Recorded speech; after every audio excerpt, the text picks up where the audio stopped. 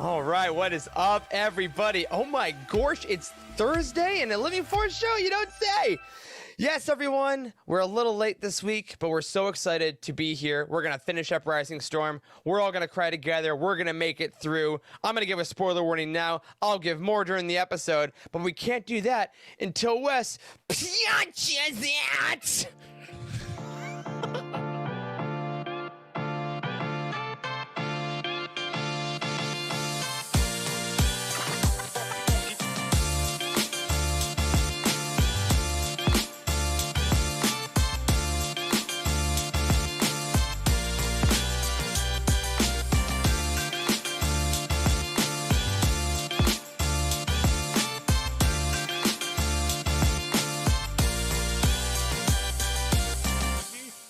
Here we go.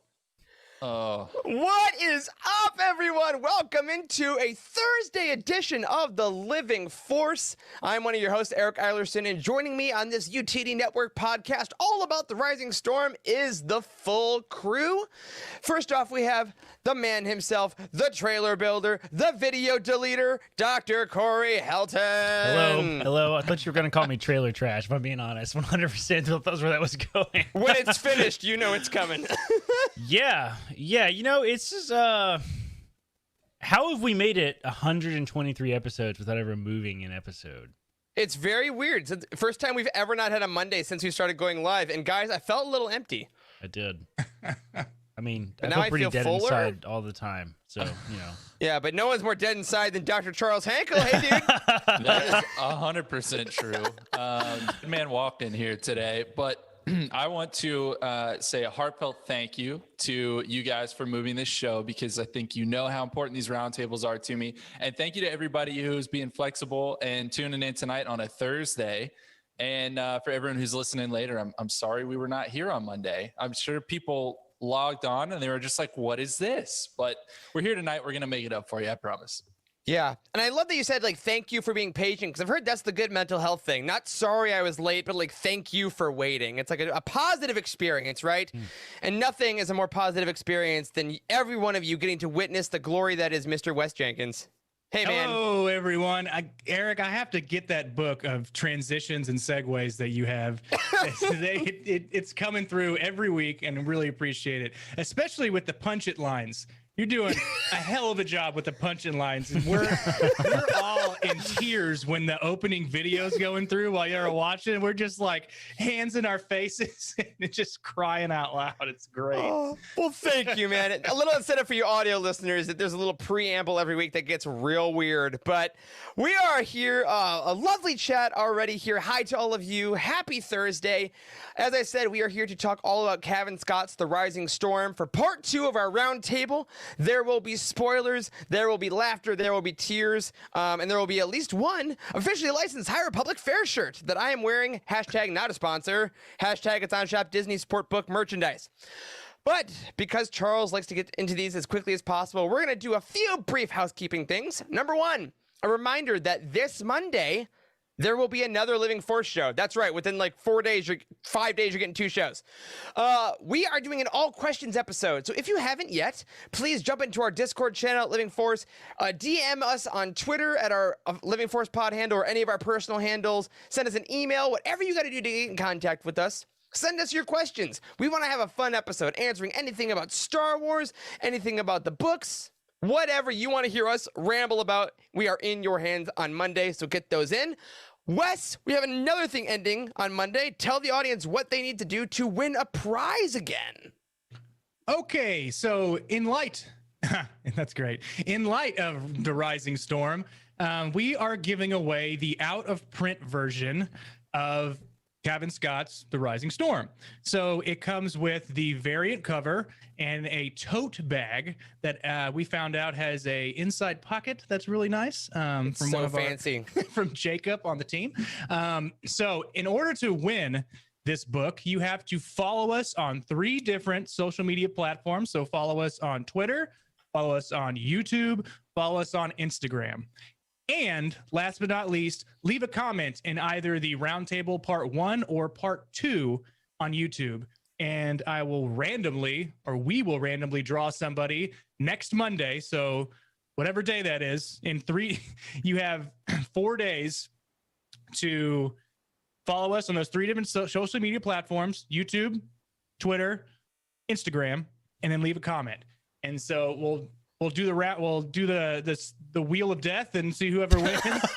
God, Wheel of okay. Death, yes! We'll see who wins the book, and we'll ship it out to you. So I hope we get a lot of entries, and then we'll do it live on air, so everybody sees who Do it wins. live. We'll do it live. And I want to say a shout out to some folks on our first Roundtable episode. I'm already seeing comments like, I already own this version, I own this book, but I like this Roundtable and I want to comment to help out the analytics, because, that's absolutely why we do this.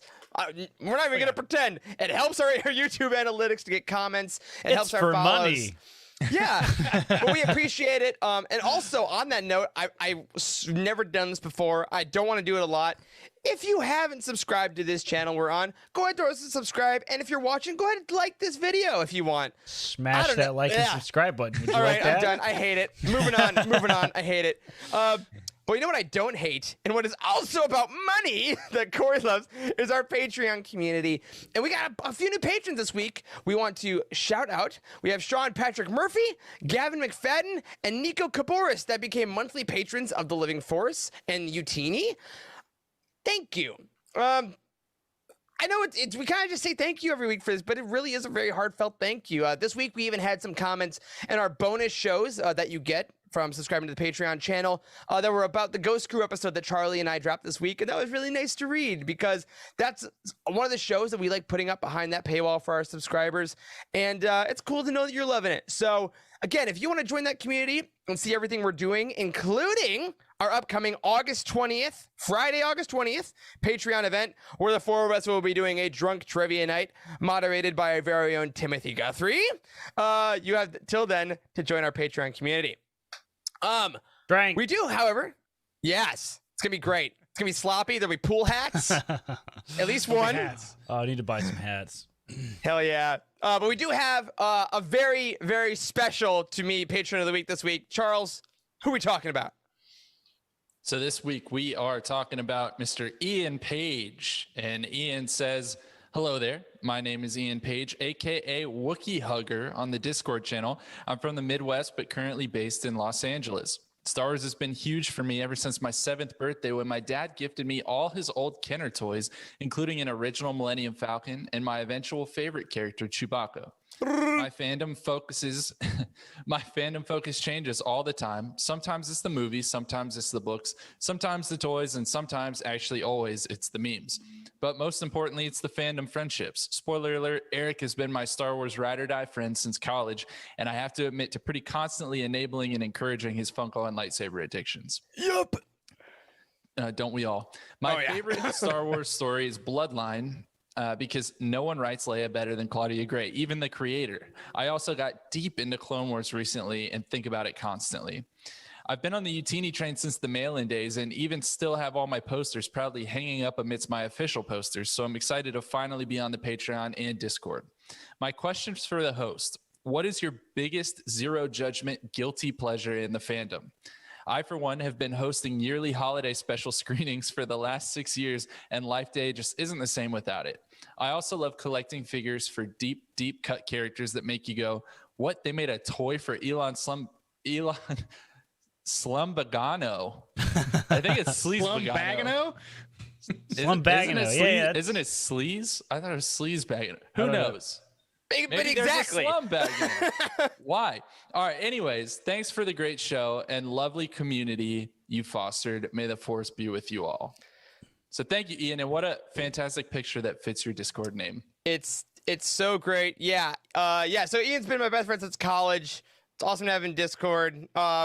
I am the person that gets him those weird figures every Christmas. That's our tradition for the last decade, is finding which weird, honestly, prequels action figures to buy him. Ian's been around for a really long time. I talked to him a long time ago on the phone. I called him out of blue because I had his number because we used to do that. It was part of when you signed up for a subscription box, it was like one of the things you collected was the phone number. And I called him and I was like, "Hey, Ian, it's Corey from Utini." And he's like, "What?" I guarantee you how it started. Yeah, that's pretty much how it went.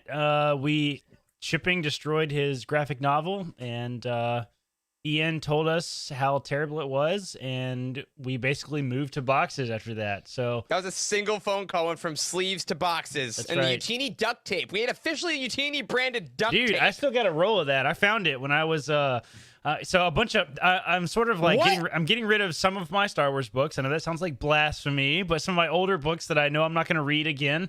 I have them all listed on like Facebook Marketplace and stuff, and I offered to give them to the team or to sell them to the team because I like money. And a whole bunch of team members bought some of my Star Wars books, and nobody has said anything yet, but I did like throw in a whole bunch of extra Utini stuff into those packages when I mailed them. So that's lots awesome. of stuff from the old days. Yeah, that's awesome, and it's rude because nobody wants your trash that you're putting in there. Well, speaking of trash, segue. So Ian's question: What is our guilty pleasure? I do know that Ian hosts these holiday special parties every year. I have not been to one since he's been in Los Angeles, but because I refuse to watch it.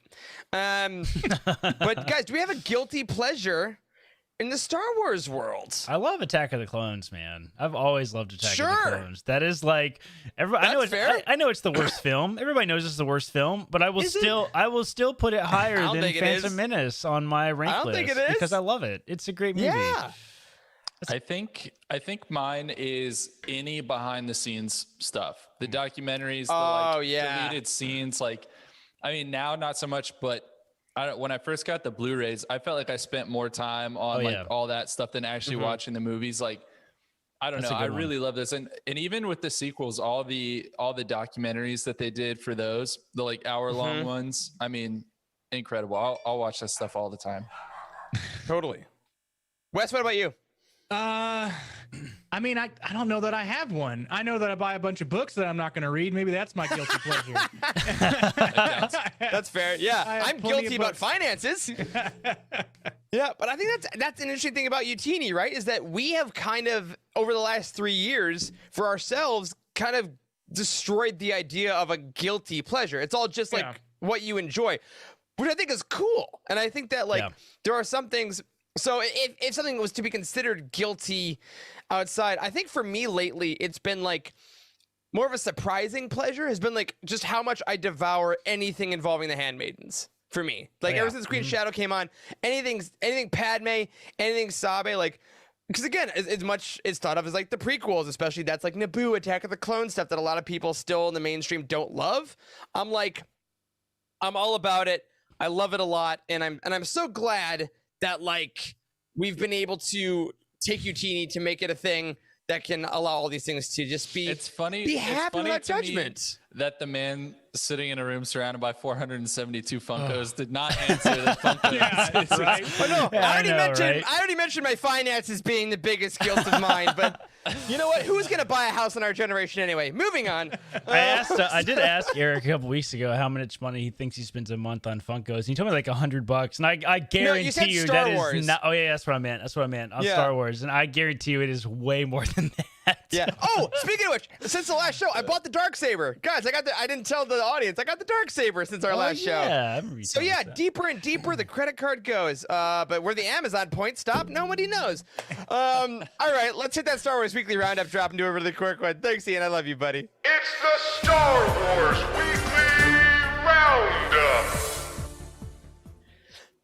All right, everyone, a few quick things of Star Wars news. Number one is a heartfelt congratulations to the one, the only Justina Ireland, who's Out of the Shadows, debuted at number 2 on the New York Times Young Adult Reader bestseller list, which, yes, if you're keeping track at home, means that every single High Republic novel so far has hit the New York Times bestseller list. Further confirming that Star Wars publishing is dead. So, congratulations to Justina, though. Number 2 is freaking awesome. Like, especially because this book came out so quickly after Rising Storm, y'all. I was kind of afraid that the hype of Rising Storm would maybe slow the sales a bit, but people showed up for Out of the Shadows. I was very happy. High Republic, man. It's like it's all about it right now. Everybody's really into it. I don't know that I've really seen a lot of negative commentary about the High Republic stuff. Speaking of my finances, these are two of the... I will not read these. I have already read the book. I read it a month ago for the review. And then I bought these covers that are the same pages. I know. But it was great. So awesome covers. Congratulations, Justina. Out of the Shadows. We got probably a little over a month to that next roundtable. Some people are already finishing it, though, in our Discord, and the conversations are awesome. Congratulations. I hope that stays on the list for another month. Next thing we got is a little bit of news today that we had talked about on our Bounty Hunt show recently that we kind of thought was coming, we assumed, but we got confirmation, y'all. Bad Batch is not a limited series. We are getting season 2 in 2022. Oh, wait, that's next year. What'd y'all think about this? Like, not a huge surprise, right? Not necessarily a huge surprise, but still also a surprise, I would say. Like, but a welcome one is what you're saying. A surprise to be sure. Yeah. A surprise to be sure. Yes, absolutely. Yeah. Yeah, it wasn't a surprise at all. I think that once we do Bounty Hunt, we're always talk about, hey, there's so much they have to unpack, and they're not gonna be able to do it in 2 episodes, so we have to have a second season. And they're like, you're right, Wes. We're gonna keep going. I think I was surprised by the timing of the announcement, though. Like, we're so close to the finale. True. I was expecting, if anything, at the end of the finale, it would say, like, the Bad Batch will return, similar to how they did. I was expecting something like that too. Yeah. Maybe it's nice. Maybe it's because they want people to go into the finale without wondering, like, how are they going to tie up every loose end? They're like, we'll take the pressure off. There will be a second season. Now you can just enjoy, which they also confirmed. That was like the second piece of news, that it will be a 2-part finale in typical Star Wars animation fashion. So we got part 1, part 2, dropping at 3 a.m. Eastern tomorrow morning. So I know some people stay up late. I know some people over in the UK get to watch at a much more normal hour. I myself wake up like a little early before work. So very excited that we're getting more Bad Batch. If you've missed any of our Bounty Hunt shows, they're on this channel. They're on our Patreon feed, and they're on our regular feed, where we just talk about the Bad Batch. We've been loving it. We're very happy. And finally, one more piece of news that was written on our site by our very own Meg Dowell, who has returned from sabbatical and has already written like 3 or 4 news articles. But Meg, welcome back. We love you very much. We're so happy you had a good break. But she did write about another Star Wars project coming out on October 1st, Lego Star Wars Terrifying Tales, because I guess we're doing Lego holiday specials. That's the future. Sure. Yes. Right? I welcome you this. can't get mad at Legos, right? So why not? Just like everybody got so atrociously mad at the holiday special from years and years and years after it even came out, you can't get mad at Legos though. So No, That's right. It's so fun. I really enjoyed that stupid little Lego one last year that came out. It was so fun. The holiday special was so fun. It was such a fun, like, it made fun of the holiday special, but also like kind of made fun of, the idea of canon a little bit, which was kind of fun. Like, I really enjoyed it. It was a goofy little episode. And did you guys see that one of the castings that was revealed, I believe, was that Ren, the character Ren, which I think is the Ren from Kylo Ren, is going to be voiced by Christian Slater? Wow. Did you see this? No, I didn't see that. I didn't. Is he looking for work? What's going on? Looks the 3 of you just gave are exactly what I wanted when I revealed that. So like, all right. But October 1st, that'll be happening. Get us in the spooky season, so that'll be fun. But of course, there's plenty of Star Wars before that. A reminder of the things that are coming up very soon. You can check out our release calendar on utini.com for all of these. But if you want to get your pre-orders in, next Wednesday, August 11th, The Monster of Temple Peak, issue number 1 of the graphic novel Split Apart, I guess, of the High Republic story by Cavan Scott, starring Ty York, starts next Wednesday. Then Tempest Runner, the audio drama, also written by Cavan Scott, comes out August 31st with The Tale of Lorna D, which we've got a cast reveal about, I think earlier last week. A lot of great voices coming in. And, wow, this was not intentional, also by Cavan Scott and George Mann, the Life Day Treasury collection comes out on September 7th. So, as I say this, Cavan, go to bed. I love you, man. That's all. What a year for Cavan Scott. But check out our new releases pages for, I guess, everything Cavan Scott you want in your life, and of course, everything else. But speaking of Cavan, we are now going to take a quick break and then jump right back into our spoiler-filled coverage of Cavan Scott's opus, The Rising Storm. We'll be right back.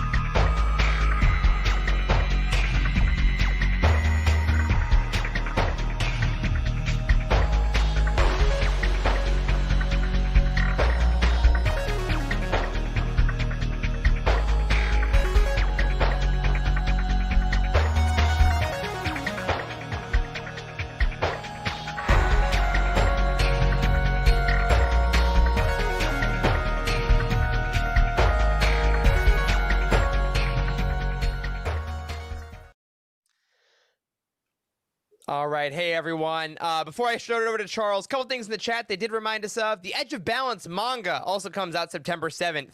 I usually only put 3, so I missed that one. But that is coming out September 7th. The first canon Star Wars manga that is telling a new story, and the Lost Stars manga did come out, so very excited for that. And a preemptive happy birthday to Harish, who says Mantra of Temple Peak comes out on their birthday.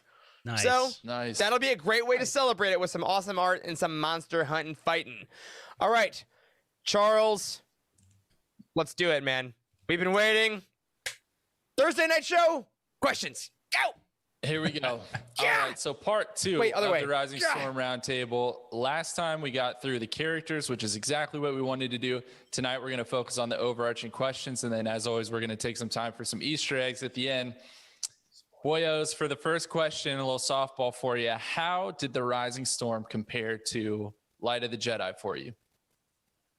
Good question. Yes, a softball. Okay, well, we're screwed. I'm a bit of a sucker for origin stories, so I don't know that anything is going to be able to one up the first one. You know, like I mean, I really enjoy and not much really happens in episode 4, which is kind of funny. Like it is like aged realistically really poorly. Honestly, it really has in a lot of ways, and but nothing really happens. But I love that film, and if I pick one at random, even though it's not my favorite film, I am very likely to pick that one really more than any other one. So I don't know, man. It's gonna be hard for anything to one up that. I think That's fair.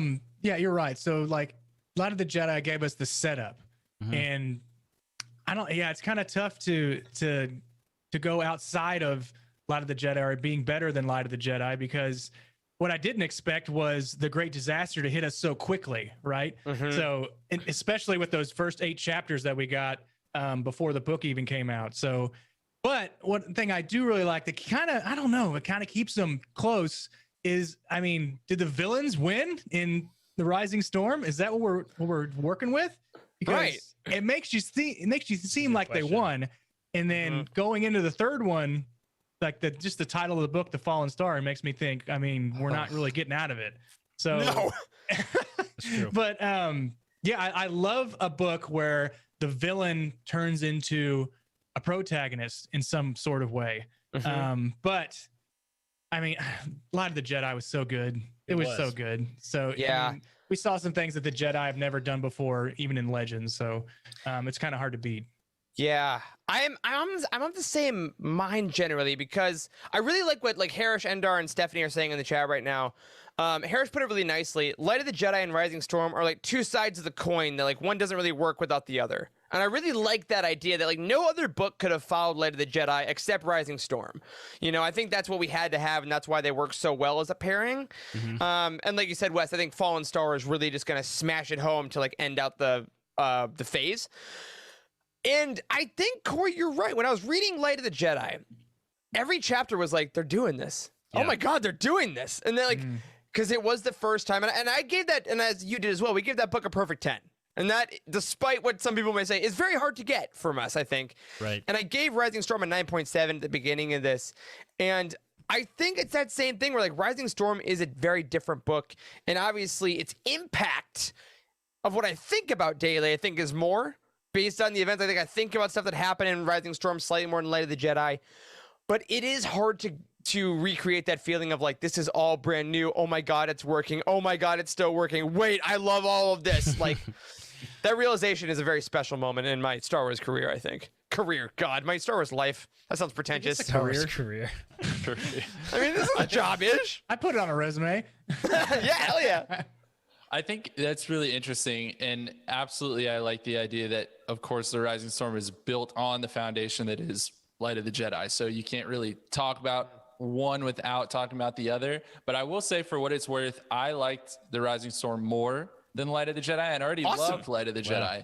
I am just a sucker for those dark middle chapters of trilogies. I don't know what it is. I like You've always loved it them emotionally, and that's kind of the point of my second question. I want to revisit the final lines of this book and then hit you with that question. So if in case y'all have not read this book yet, please, God, don't listen to this. This should not be how you find out. Please, God, don't listen. Please, God, please. And I just said, I love being hurt by these books. I just want to make sure that everyone in the audience is hurt again by this book. So give me a second, Charles. You can go. Okay. I haven't finished. So on the final page, we get this quote: Stellan bent down beside the petrified body, seeing the line of a noble brow in the rock, the line of ragged Jedi robes. He reached out a trembling finger and brushed what had once been Loden Greatstorm's cheek. The face collapsed in on itself, the entire husk crumbling to dust before his eyes. And for the first time since he was a child, Stellan Gios was afraid. So, wow. Hi, I'm Mark Thompson. This has been a Star Wars audio production. Yeah, it's a very abrupt ending. With the triumphant horns playing in the background. You're like, no. Read the room, guys. Why do you think these books are getting so dark, and what benefit do you think that serves to the story? I'm going to cheat on this question because I read an interview, we talked about this off air, from Cavan Scott they did on StarWars.com this week about the Rising Storm. It was more spoiler filled, and they asked him that. He's like, why do you put your characters through these things? Like, why is this dark? And he just said, like, you have to put your heroes through the hardest things they can go through. And I think that's part of it, is that at the end of the day, these are stories of heroes and villains, right? And I think there's something really powerful to seeing your heroes put through extreme struggle and loss and like these hard things, because if you're a kid or an adult for that matter, and you're like, my life is super hard, it's like, yeah, well, remember Bell Zettifar when he thought he got him back and then was immediately crushed? And then further on in the story, we assume we will see him rise somehow. And I think that that's part of the inspiration, that we get to witness these dark moments and these hard trials, because eventually, you know, the sun will rise. It's the Sam speech at the end of Two Towers. It's like, a new day will come, but you gotta go through this stuff first.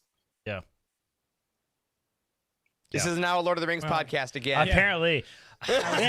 I'm a little more on the fence about this whole thing, because I don't know what they're going to do with this, like, at all. Like, I just have no idea. I mean, I can see it as character development for Bell, I suppose. You know, it's supposed to be his story.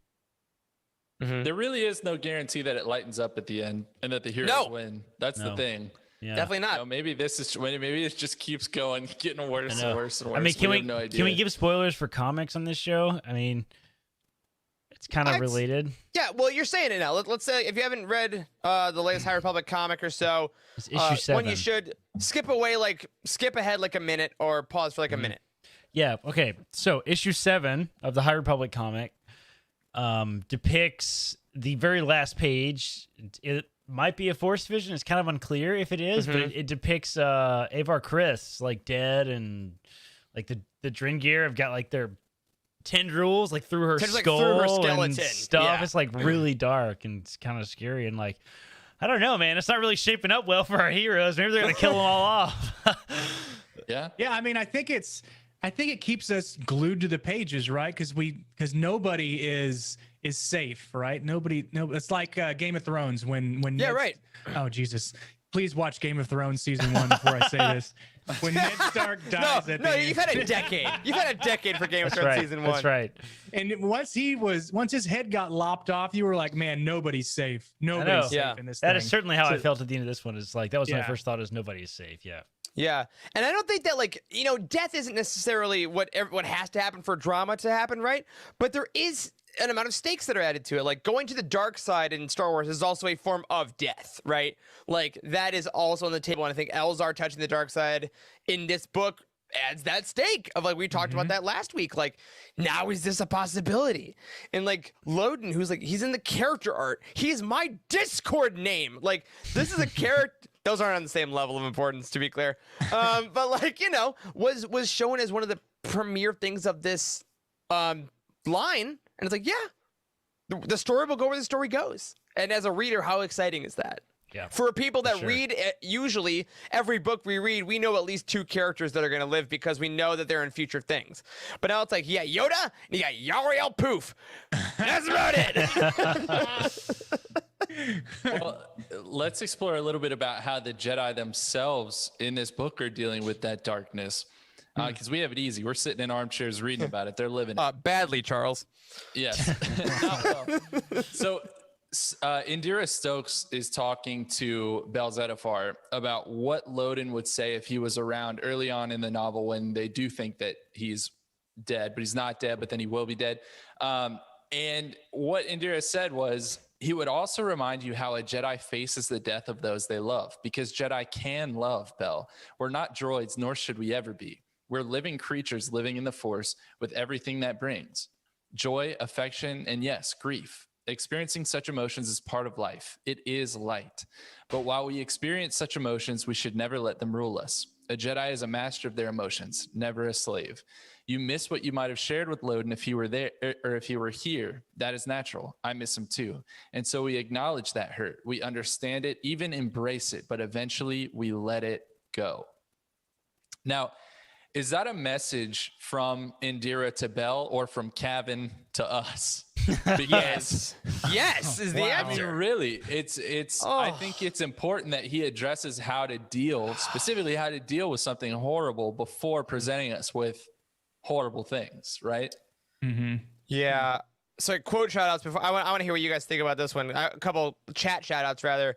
Harris says Indira Stokes, one of the High Republic's most underrated characters. And I think after this wave, 100%. And Caroline says that's her favorite quote of the book. I can't blame you. It's beautiful. What'd you guys think? Well, you have to. I feel like they have to know what those feelings are in order to let them go, right? So if they embrace those feelings, then hold on to them, much like Anakin did, and kind of how Elzar Mann did in this book, then that can be a path to the dark side. Yeah. So if you see what those emotions are and you feel what they are, but you don't actually act on them, but you know what they are when they come about, you have an easier time of dealing with those. I think you have an easier time with dealing. I'm Right. sure everybody's different. Every Jedi is different. Right.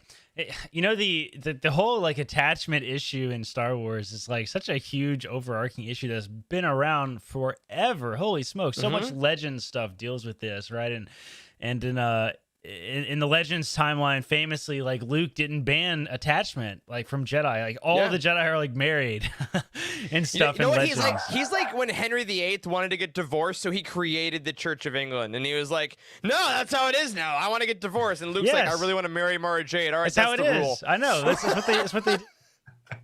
Yeah, Lucas Henry VIII. That's my quote you should pull for Twitter. That's it.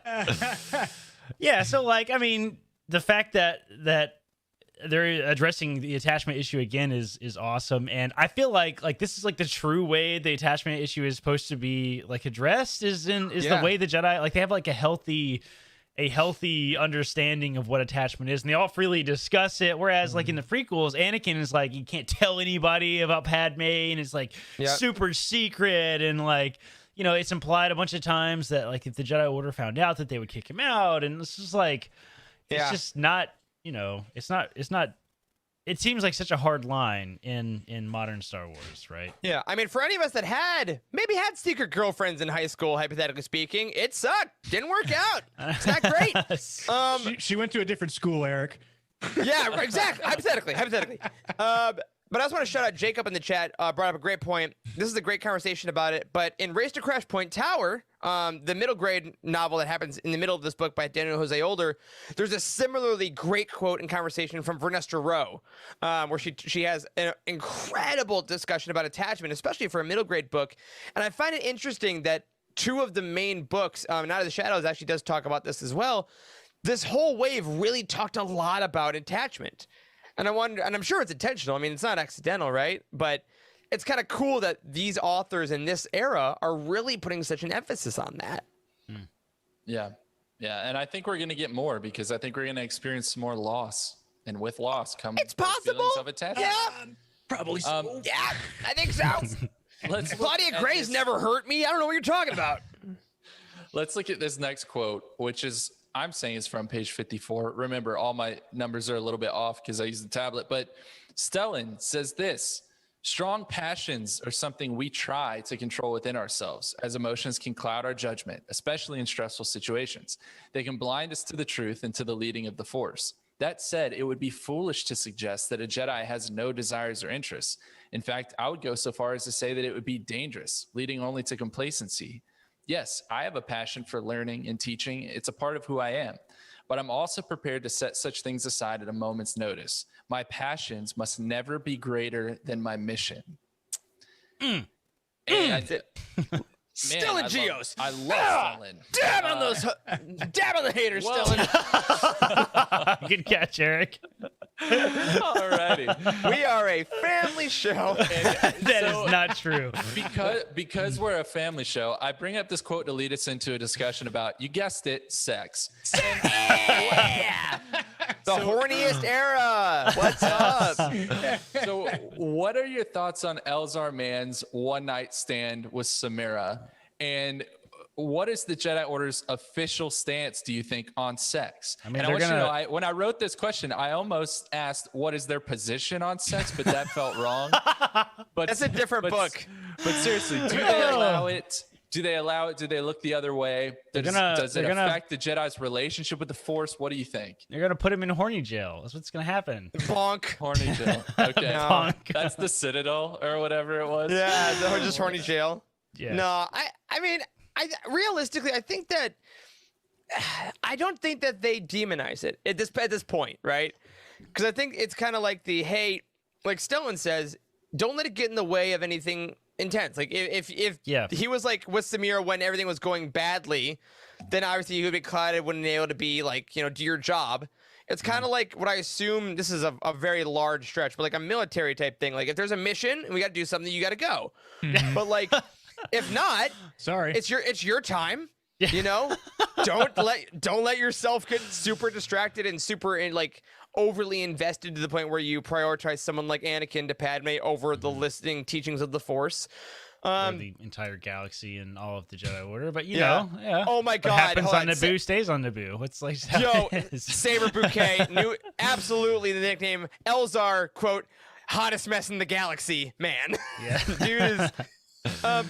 I think, to answer your question, Charles, that was fine. I think the Jedi, like in this era, tend to not look at sex like it's not like the religious community looks at sex, right? Yeah. It's not like it's not puritanical. Yes, it's not this horrible thing that like nobody can talk about or do or like be involved in at all. It's more like a pleasures of the flesh type of thing, right? It's like don't let it become a distraction, right? Because we are but crude matter, right? Like I mean that's how it is. So it's just like human desire or a I guess alien desire, so I am seeing how Corey will describe sex to his future children at this exact moment. Yes. That's a human desire. And if anything, like you said, Corey, it humanizes the Jedi right now anyways. Yeah. So they're able to act on those urges, but not, like you said, Eric, not take your home play back to work, if you want to call it that. Yeah. So this do or do not. There is no try. I mean, I'm sure some of them tried and came up short. Oh yeah, some of those parties. But so probably something between now and I guess episode 1, there's got to be a changing of the guard of what sex is and what you're allowed and not allowed to do as far as the Jedi Order is concerned. So yeah, well, because it is. Correct me if I'm wrong. And sorry, Charles, I don't have the notes up right now. If you're gonna get to this, like, it is either implied or basically told that like Avar and Elzar slept together when they were like younger, when they were like teenagers, or at least had a romantic, like a heavy romantic. Physical second base involvement. At least. Yeah, exactly. But then she essentially was like, "Hey, I'm gonna be like the head of the Jedi. I'm gonna be like a marshal, and you need to get your shit together." And he's not like, defining bases in this episode, by the way. We're not doing that. Figure it out on your We're not going there. Yeah, I mean, there was the whole. Like that. We talked about this a little bit last time, but like how the moment with Avar, like where she sort of pushed away, like seemed to had like huge effect on him, right? Which is very interesting.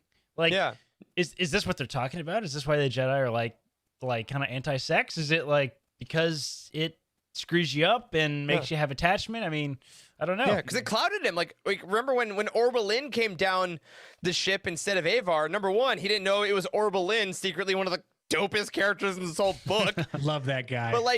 But it bumped him out, and Elzar was off his game for a bit. And I think, who knows, like, could he have sensed some danger a little earlier if he wasn't worried about Avar not showing up? And like, so it's nowhere near the prequels like you guys are saying, but really I think that for what it's worth, his one night stand with Samira is like healthier for him maybe than like trying to pursue a full romance with Avar. Yeah. Even though I would also, if I'm gonna ship anything, I think that would be a delightful relationship. It was. I mean, I will say that the whole like come up to her while she's working and like try to hit on her again was cringy as all hell. And like come on, man. And it was supposed to be. I know that was the point. It was certainly the point. That was fun. I'm at work. Like, what's your deal? Stop. I know. Yeah, it was great. Grow up, child.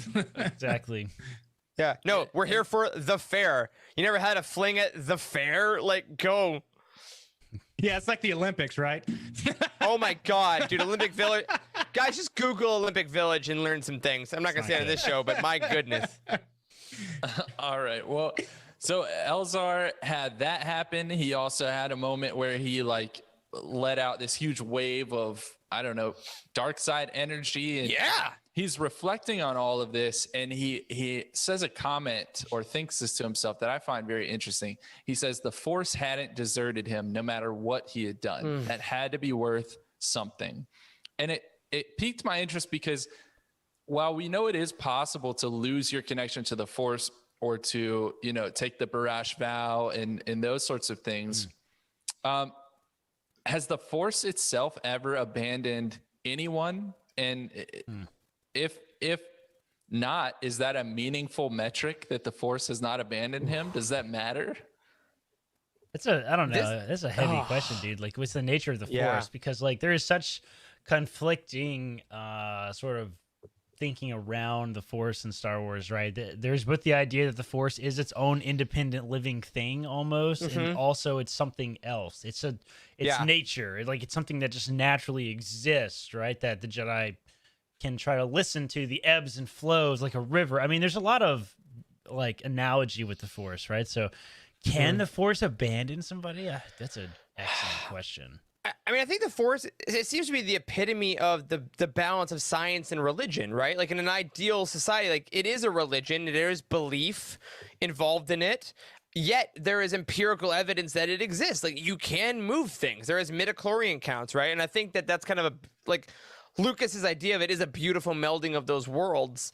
And I got to say, you read that quote, Charles, this is one that kind of really emotionally got to me a bit, because it's like, it's a really beautiful sentiment that no matter what you've done, the Force, the most powerful thing in the universe, still loves you. And I think that's what a lot of religions try to like make a loving deity about, like whatever, whether it be God or whether it be whatever you believe. Like that's the idea, that no matter what you do, the most powerful thing in existence still is there with you and still will believe in you. And I think this was a really great moment for Elzar to realize that nope, I did a bad thing.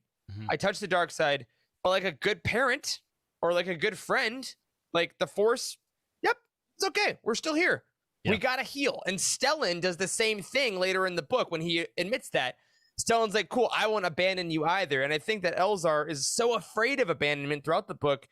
And between the Force and his best friend in the universe, he gets reinforced that, no, you're not alone. And what a powerful, beautiful statement for Cavan to write, especially in 2021, where I think a lot of us in our generation kind of have that bit of anxiety of being abandoned or not being good enough for stuff. I think that's very intentional.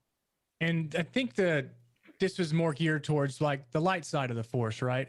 So the light side of the Force hadn't deserted him, but the dark side will just cast you out. The dark side was still there. So It'll cast you outside. It's always there. So whether you like the light side or the dark side, it's always going to be there, whether you want to embrace the light side or you want to, be a bad boy. Yeah. Ooh.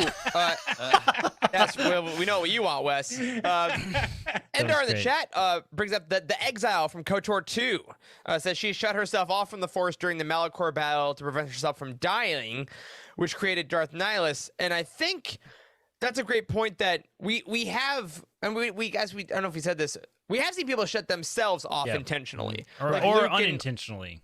Right? Or unintentionally. True, right. They have dramatic things happen. And we've seen people cut or break someone else's connection to the Force. That also happens. We saw that. We saw that in Claudia Gray's book Into the Dark. So but I definitely do think it is the person or an external force. The Force itself is always open to whoever's listening, and I think that if you are someone like the Exile or like Dez or like Luke, between episode 7 and 8, like you can stop listening and you can do that, but the second you try to open yourself up again, it does feel like the Force is always there, which is actually a very reassuring thought. It's like it seems like a very Gandalf speech of like, oh, it's an encourage, like when you're talking about the great Lord of the Rings contest yet again. It is probably unconnected, but OK Endar does bring up an interesting point about Darth Nihilus. Like it's the first mention of the Nihil and of the word Nihil being used in Star Wars, right? So that's kind of interesting. There was a lot of debate about that early on. Oh no, Charles's internet just went out, didn't it? No, he's back. We're back. Oh, he's I back. have no idea what just happened. Holy smokes. Oh, man. Charles told us before the show that for some reason his breaker keeps getting flipped in his new apartment. And I thought for sure that just happened. We lost him. Someone just flipped the lights. The Force will never abandon you. I might for 3 seconds and come right back. But oh, man. Well, speaking of the Force, how about Belle's near-death experience from chapter 13? Let's go. I want to point this out, that each chapter has a location listed at the beginning, whether it's Starlight Beacon, whatever it is. Chapter 13 in particular, the location is labeled as Beyond, just Beyond. And that's so cool. Within that chapter, Belle is like literally, I don't know, interacting with the Force and thinks he's going to die, but then realizes there's more for him to do. And then he ends up living through the experience. And for what 10,000 lifetimes, I battled the Borog. Yes, and then the tallest mountain to the highest peak.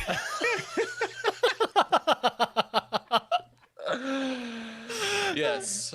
Yeah, just before he was hit, or just after he was hit with that harpoon gun in the gut, he said, "Fly, you fools," to Indira and the rest of the Jedi and their vectors. Yeah, Belle, you know what Bacta is made of? Fire and water. All right. Well, within this chapter, Belle says this about his experience. He'd seen the flames, seen the Force, and it had left him colder than ever before. And there is no real answer to this question, but like, was this a fever dream or was this a real experience? And what it was Belle meant to take from it? Yeah. Good. First of all, I do want to point out that like I'm pretty sure there's like no injury in which you can't be healed from in Star Wars at this point. Yeah, we can explain exactly what happened. So interestingly enough, they did drop some new medical knowledge in here. I can't remember the exact word of it, but like I remember seeing like in the scene, of course, I'm sure Charles is this too. Whenever somebody gets like hurt and they describe the injury or they describe the medicine that happens in Star Wars, you kind of roll your eyes a little bit if you have any real knowledge. And there's something about like synth gut or something like that. Like they implied that they like repaired his bowels with Bacta somehow, and it's just like, bro, you don't recover from that without like major surgery and real life. No. The space harpoon shot into his thing, and then it pierced the glass, but also made a vacuum seal with the spear, so he kept it inside himself. Crazy. Whenever you Epic said stuff. that for some reason, Corey, when you're like, is there anything you can't come back from? My mind immediately flashed to Dooku getting his head cut off. And then it went to the movie Mars Attacks where the girl's head gets put on the Chihuahua's body. And then I pictured Dooku like that. Who knows? I was thinking running around. I was thinking of Futurama with all the heads in jars and whatever. It's fantastic. They should have put Dooku in there. But yeah, I think that to answer your point about this chapter, though, I think this was, it's a force vision, right? I think that force vision, somewhat like medicine in Star Wars, is like, it means what it has to mean. Yeah. And I think that it is the idea where he felt himself losing his connection to the force because the trauma of the event was kind of compounding on some other trauma that he had, and that was creating a blockage. And I think was kind of like the metaphorical way of us viewing that blockage building, because I think it's been shut up. Medicine. A colon blockage. What'd you Colon say? blockage, gut. I get it. Corey and I are the same when it comes to some of the stuff. I started laughing a little bit, and then I saw him smirk, and It's then I kept rough. laughing. I don't Beside that, I'll use God. different words. But like watching Bell essentially like wall himself up in a very hard way was like kind of hard to watch, because we've read stuff before about Jedi feeling the Force, and then the second they don't, they realize they're cold, or like they've been like, oh, my whole life I felt connected, and then now I'm cut off. It's like it's a really weird alien feeling, and having a whole chapter. I really appreciated Cavan walking us through that process of essentially being disconnected from a life web that you've known your entire life. Yeah. And I loved watching him try to like fight his way back throughout the rest of the book. Yeah, he was probably in the most pain he's ever been in his entire life. And a harpoon in your gut, and you just hold it there and then try to fly your vector with the force. Yeah, as Indira is like holding the glass so you don't suffocate. And then putting in the shrapnel to cover the hole with her. I mean, that whole scene was amazing. It was. That was just cool. the imagery that Cavan had written there. Yeah. Do you think they use colon crystals to fix him? Anyway, so I thought that was a really great sort of like it sort of revealed that like Bell hadn't totally lost his connection to the Force. If anything, it was stronger, right? Because he like later on in the book that he did the same thing with he assembled. Was that in that here? That was this book. It was later on in the book where he was in the Wait. ship and he was like That's holding everything together. Yeah, he assembled it because he'd seen Avar Kriss do it. So I mean, it was or not Avar. It wasn't Avar. It was Indira. Indira. Yeah, that's right. Yeah. God, yeah, there was. Bell, I think, is really interesting to that point, Corey. I didn't even track that, but now you say that, we do see him learn. He's a great student. He learns and employs things constantly, even throughout just this first wave. God, he'd be so fun to teach. No wonder everyone likes him. Like, oh yeah, no, I tell him a thing, he remembers, and then he employs it. Yeah. It's like an ideal resident, I assume. Because I assume you have to tell them things like 18,000 times before they stick. You know, you just slap them upside the head one good time, then they never forget. If Corey was a Jedi Master, who would he be? Love it. So let's move on to this next prompt, which is actually from our buddy Timothy. And he posted this prompt in Discord and wanted me to ask you. Ooh. So this is a shout out to all of you who are in the Discord. If you ever want to make sure that we talk about something in these roundtables, you can put questions in our book specific channel in Discord, and we'll make sure we hit that point. So Timothy wanted us to talk about how they removed the hero of Hetzel herself, Avar Kriss, from this novel so that she could be a part of the story in the High Republic comics, as well as how that kind of put her at odds with the government, and the rest of the Jedi's efforts, which were all focused on the Republic fair. So what did you think about that choice of totally removing the more or less headline Jedi from the first book of this series? I loved it. I mean, like, Bold. I liked it a lot. I mean, I like that. It really makes you ask a lot of questions about the Jedi Order. Like, what is the leadership structure like? Because in the prequels, it's like the Council is like all powerful, all in charge, all arrogant, right? Whereas, like, you know, here it looks like there's a lot of authority between lots of different people. Like in the comic, Avar like is begging for Jedi to be sent like out to deal with the Dringar and stuff, and like the other Jedi have got their own crap to deal with the fair and stuff, so they're all kind of like at odds. There's weird like politics almost involved. It's good. I like it a lot. Yeah. When I realized that she wasn't really going to be in this one, I had the Jason Bateman moment from Dodgeball. I was like, it's a bold strategy, Cotton. Let's see if it pays off for him. Like, I was like, because she's in the middle of the cover of the first book. Like, this is the initiative. She is the star. And I think it's smart to have Cavan write this and have him also be writing the story in which she is the star. Well, second star to Keeve, I suppose. Right. Third star to Keeve and Skier in the comic. But I agree, Corey. I think it worked really well because it allowed that story to also have weight. Because in the comic, you have to tell your readers that is also important. And you know how important it is? The hero of Hetzal herself is in this story. So I think this is a little more meta publishing, right? I think that was intelligent. But as Stephanie just said in the chat, they really had to give other characters time to shine to round out this phase. And I don't think we would have gotten nearly as much impact for like Elzar, Stellan, Bell, or Belin if we had Avar in this book as well. So I think it kind of also set the stage for what to expect going forward. Like, who knows who's going to come in which book? So kind of like love your favorites while they're there. Yeah. That's a really good marketing point about the comics to have the hero of Hetzal. Like, oh, that one is going to be the main in this comic. I got to pick that up. Exactly. So, she's on the cover right by Keeve, and it's like, oh yeah, that.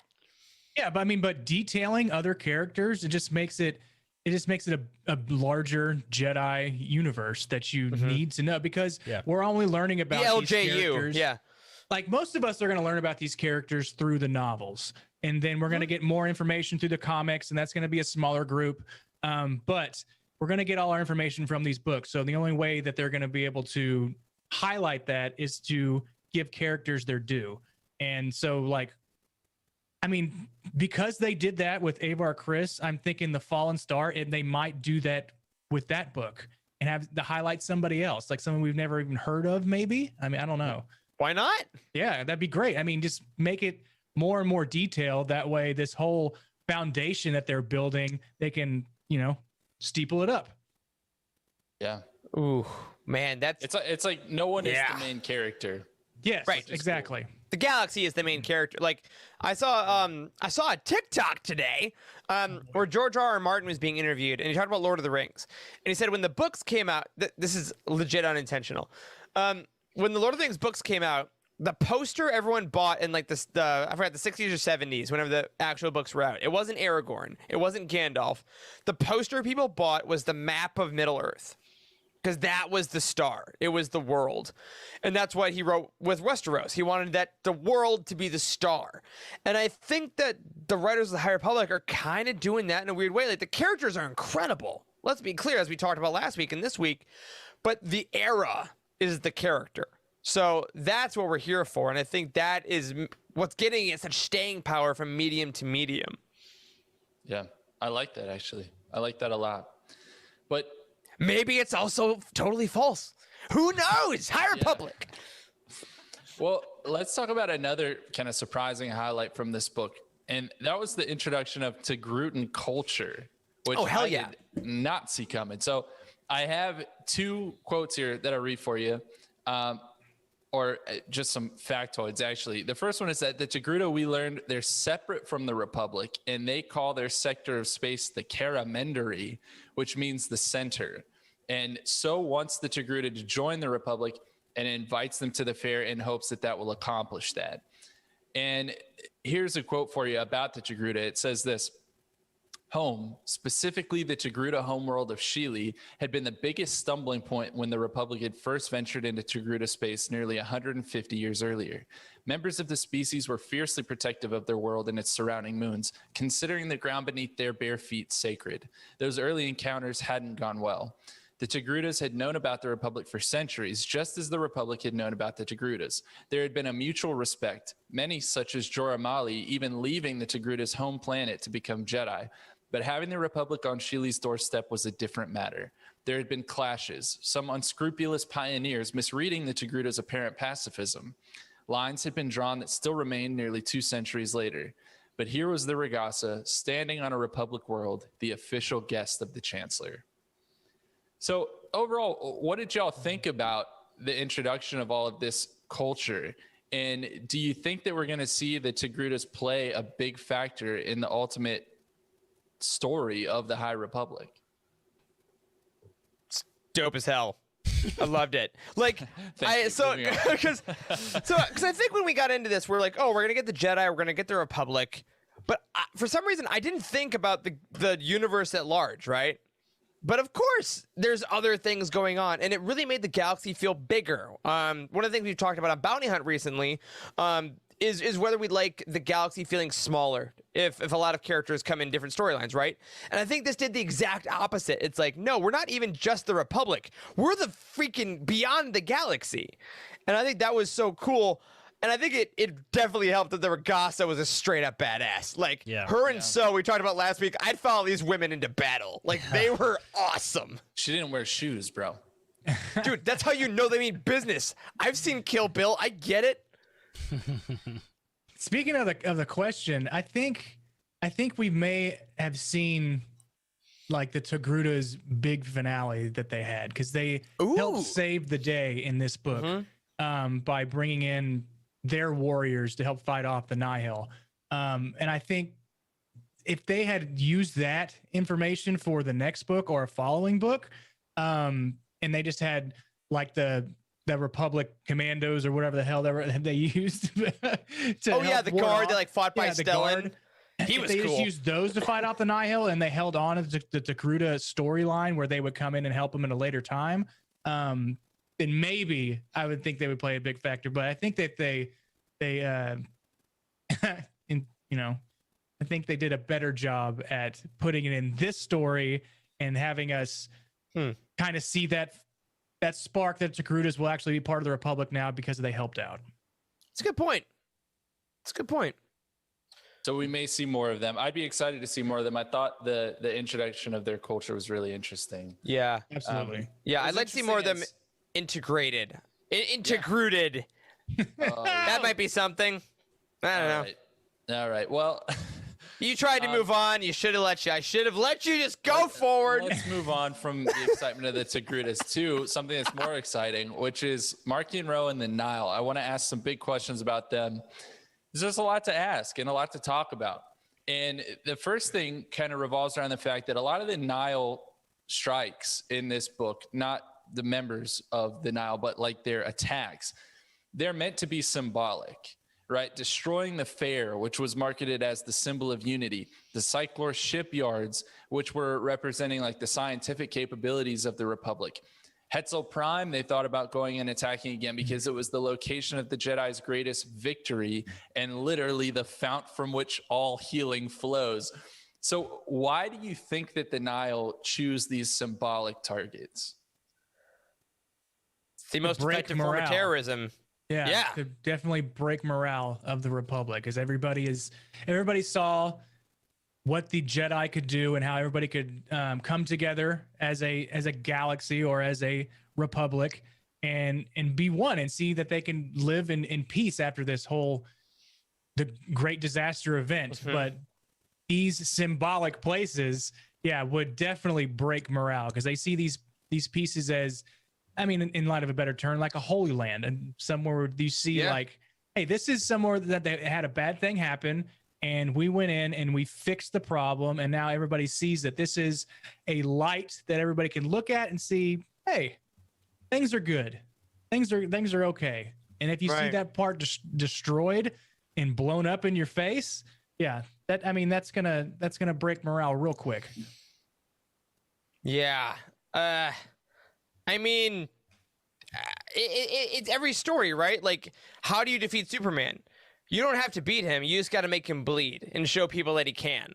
Yeah. It's Bane against Batman. Like, I'm not just going to fight you. I'm going to break who you are. And I think that's what Markion Rowe knows, because he's sadistic. Like, he's horrific, right? Like, he is like, I'm going to destroy the psychology of what you are, because then you can't regrow, right? Even to bring in like the Drengir metaphor back to it, like, they're plants, they keep growing. You can cut them down, they regrow. So you have to go to the source. And I think that's what I think the Nihil as a whole just want to destroy. They just want to plunder and be pirates. But I think Markion is like, no. We got to go for what they are and what they mean to the galaxy. Because as Palpatine showed, if you can get the galaxy to turn on the Jedi and the heroes, they do your dirty work for you. Yeah. Plus inhibitor chips. And I think it's interesting that Stellan says to the Chancellor at the end of this book, the Jedi are not warriors, nor should we ever be. And her response is, but you are symbols, especially now, especially you. And so there's so much, like, as much as Star Wars has always been about the symbolism of light versus dark and that decision that we all have to wake up and make every single day, like, this book is taking it to the next level of, like, symbolism is so central to everything that happens. And I really love that. It makes the story feel very elevated.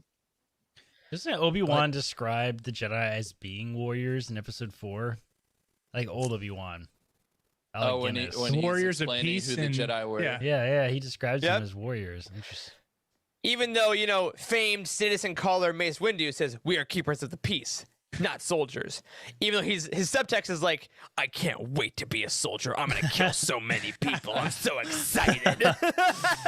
Silence, citizen. Speaking of crazy murderers, let's talk about Markion Rowe, who is an absolute mastermind. Speaking of masterminds, Brian from Pink Milk just joined the chat. Hey, buddy. Hey, Brian.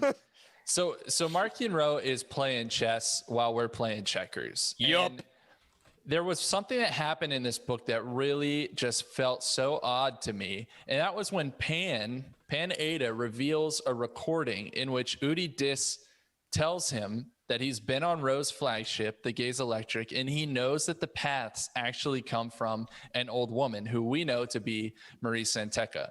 So why would Rowe let Din see that? Does that seem out of character, or was he wanting Pan to find that out and try to use that information against him? I think it's a moment of weakness for Rowe.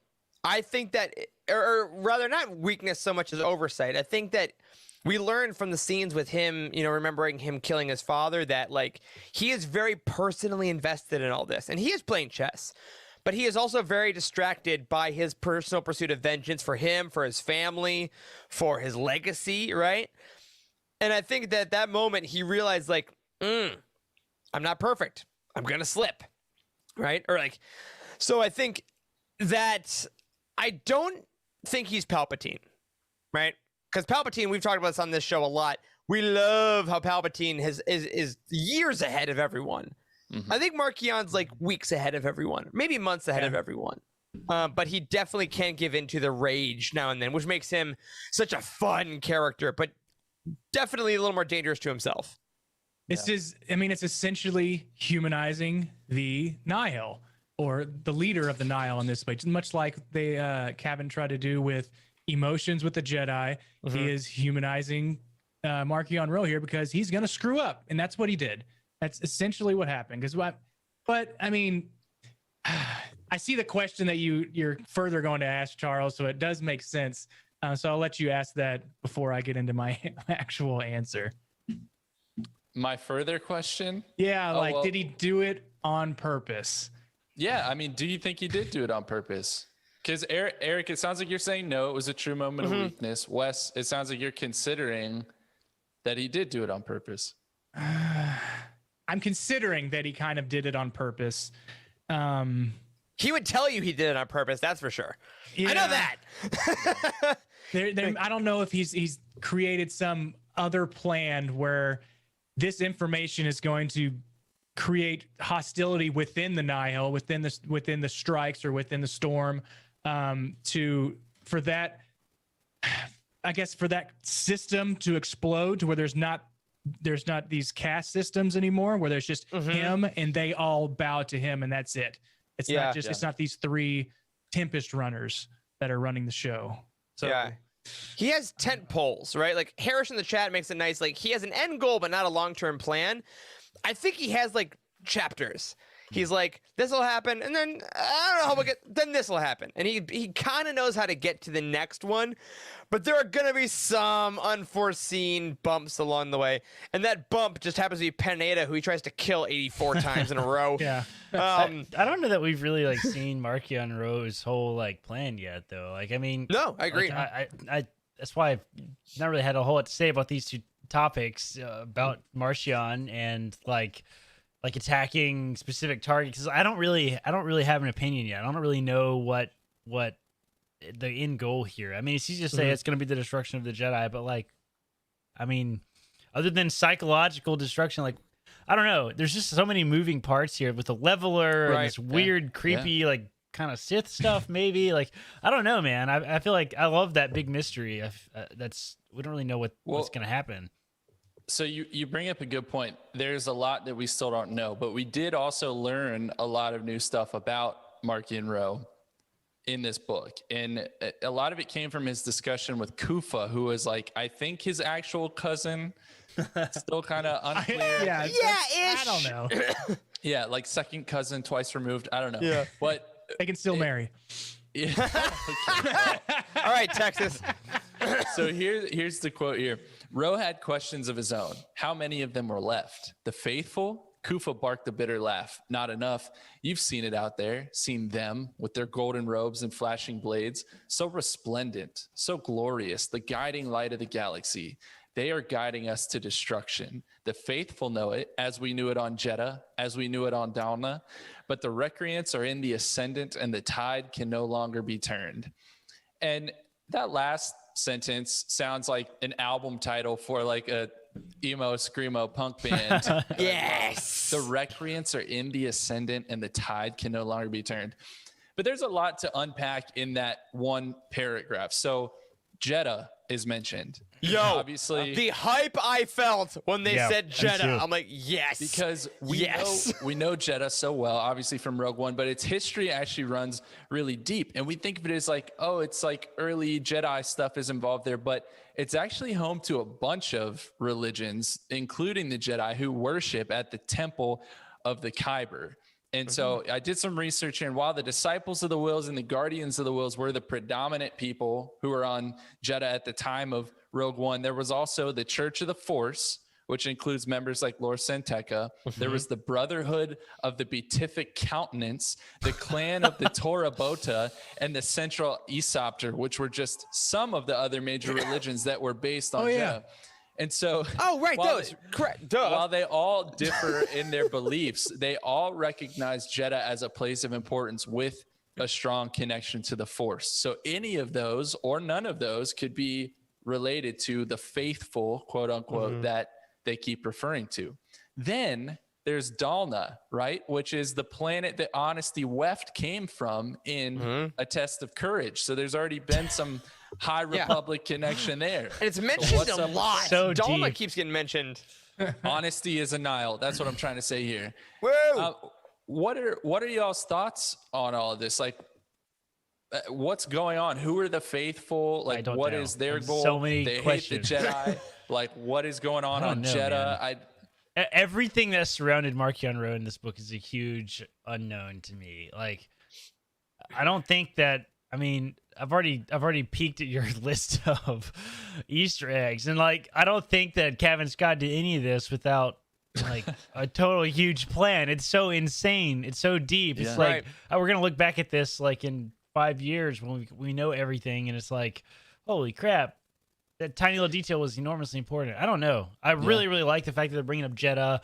Like, I mean, there seemed to be some conflict with like the Guardians of the Wills and the Jedi and all that kind of stuff. Like even in Rogue One, it kind of was mentioned in that little book, the Guardians of the Wills or whatever, right? I don't know if you guys read that, but It's interesting for sure. Yeah, I think Harris brings up a good point that I think we will find out a lot in the Markion Row comic, the Eye of the Storm comic next year. I think is going to go through a lot of this. I guarantee we'll have flashbacks in that to like his youth. Yeah, that would be good. Right, very much like Kylo Ren did.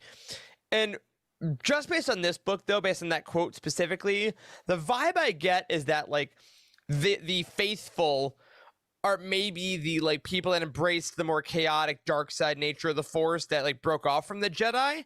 And maybe they were all one on Jedi at some point. Or maybe they were like, we're all Force users, and the Jedi are like, well, we're gonna embrace the light. And they're like, you're idiots. You're shutting yourself off to the power of things like the Leveler and things like that. So in their mind, they're the only true people that know the entire Force, which seems very dark side. Wow, that's incredible. I could never answer anything better than that. Way to go, Eric. So This is because of the transition I gave you at the beginning of the episode. I know.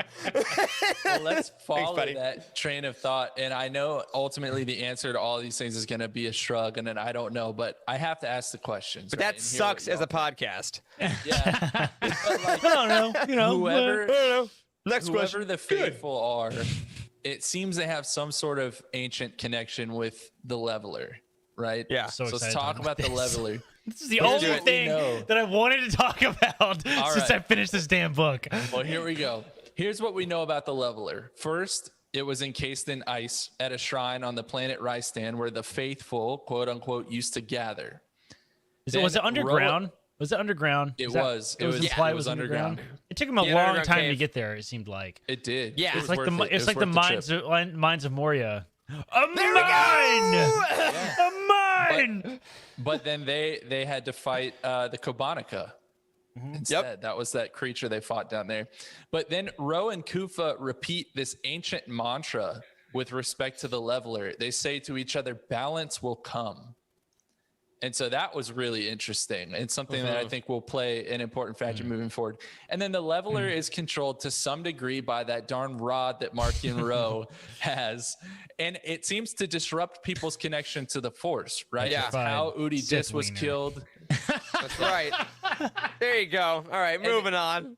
We may have learned the Had to most get at it out, the huh? end of this Yep, novel. I sure did. Yeah.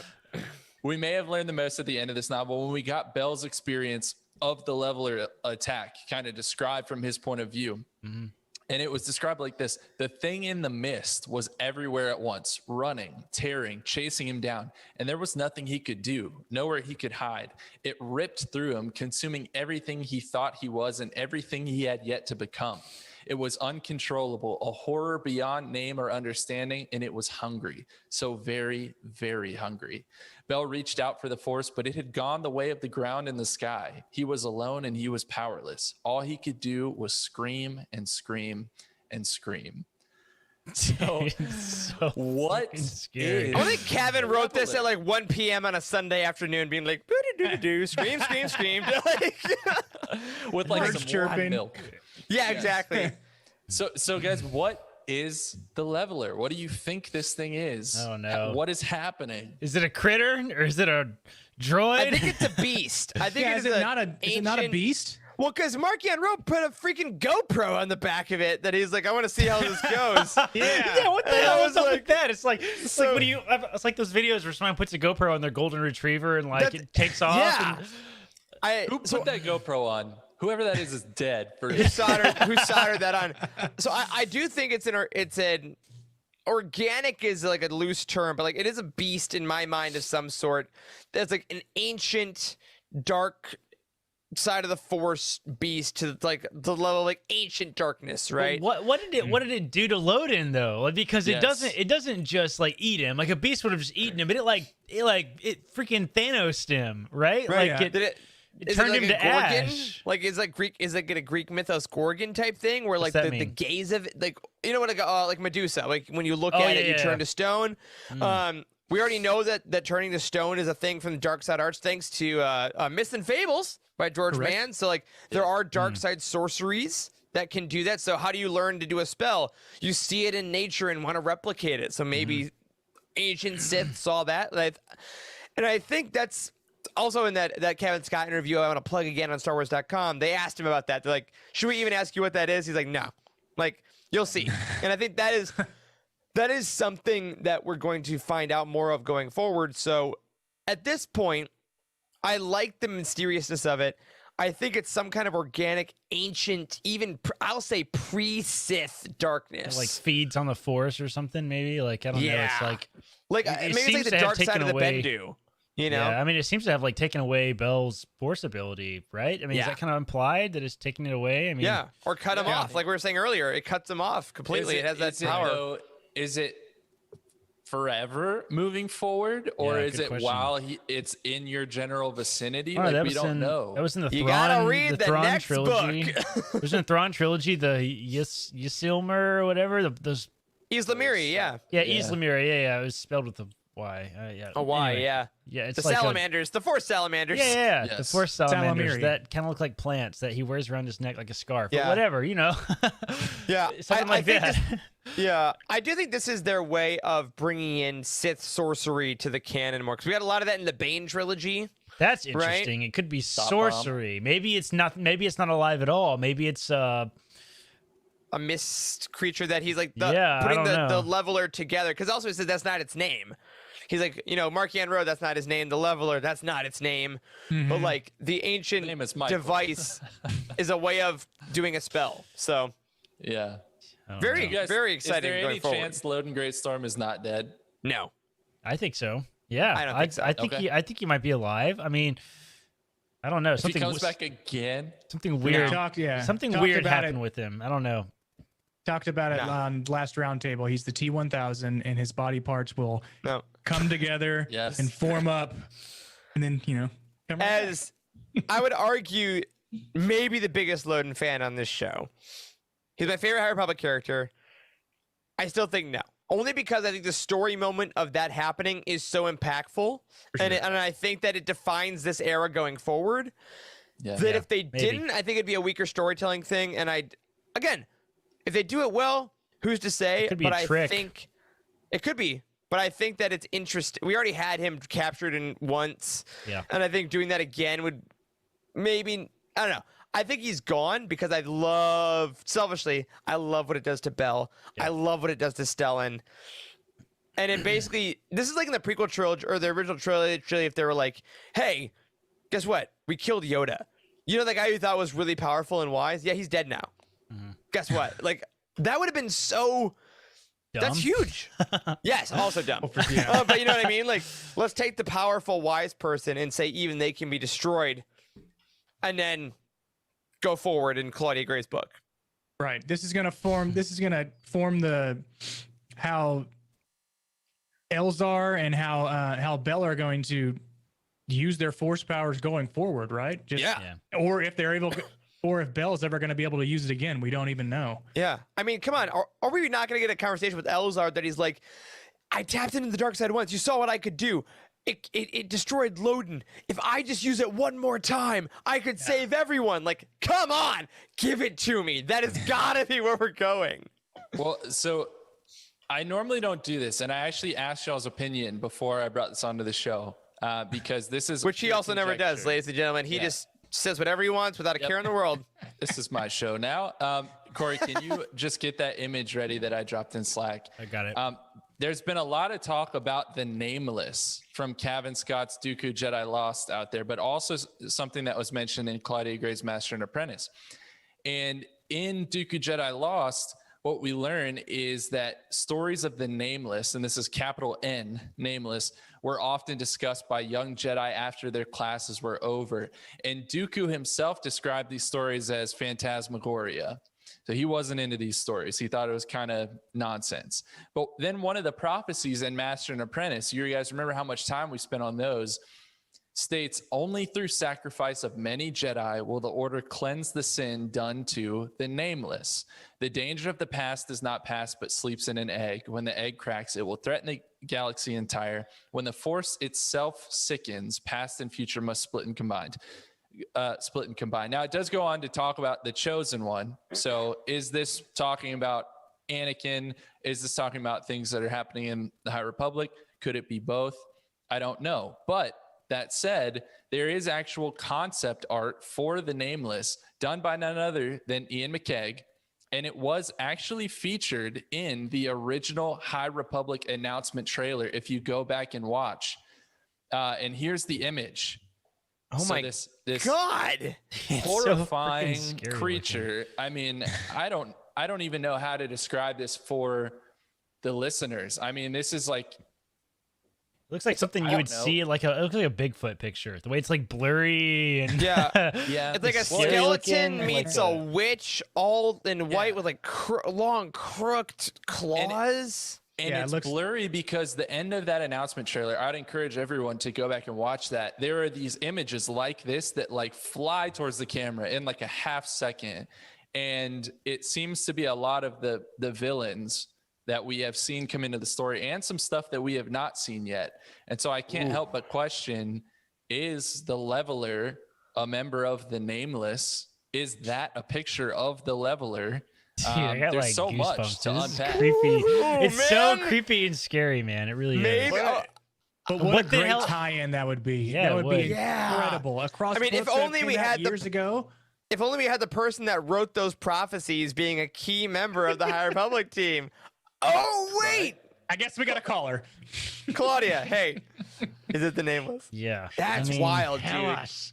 I mean, it certainly could be. And what's that? I love that bit of the prophecy which says the danger of the past is not past. It says like, But sleeps in an egg. yeah, it sleeps in an egg. And he was sleeping like encased in ice. I mean, the sin, Oh, the it's- sin that's the danger done, of the past. the sin done to the Nameless. What the hell does that mean? The I love faithless, it. because they like the Jedi maybe sinned against them, and that's what they're Yeah. feeling. Like, and the Force itself sickens. And like, if that's not what that paragraph with Bell is talking about, yeah, man.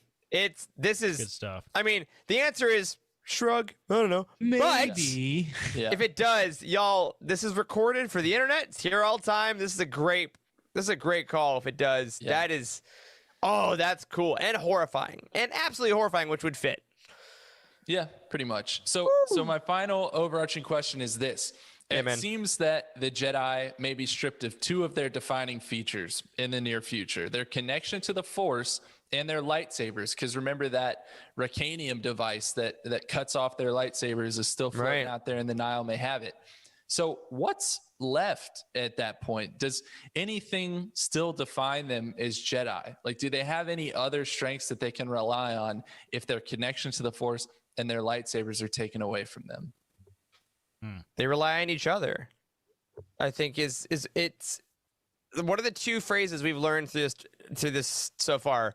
We are all the Republic, and for light and life, right? And if we are all the Republic, the Jedi are going to rely on each other. They'll rely on the Togrutas. They'll rely on the Chancellor. They'll rely on everyone. Because I think at the end of the day, what we're going to learn, what we've learned since we were kids, is the Jedi is not measured by lifting rocks. It's not measured by the lightsaber. It's measured by your willingness to be a hero and help others. And I think that they are going to be stripped, like you're saying, Charles, of literally everything that has defined these heroes for 40 years on screen, in books, everywhere. And they're just going to say what Loden did, which is point me in the direction of trouble. And they're going to go and do what they can to save the galaxy. And I think that's what better lesson could we hope for from the heroes of Star Wars?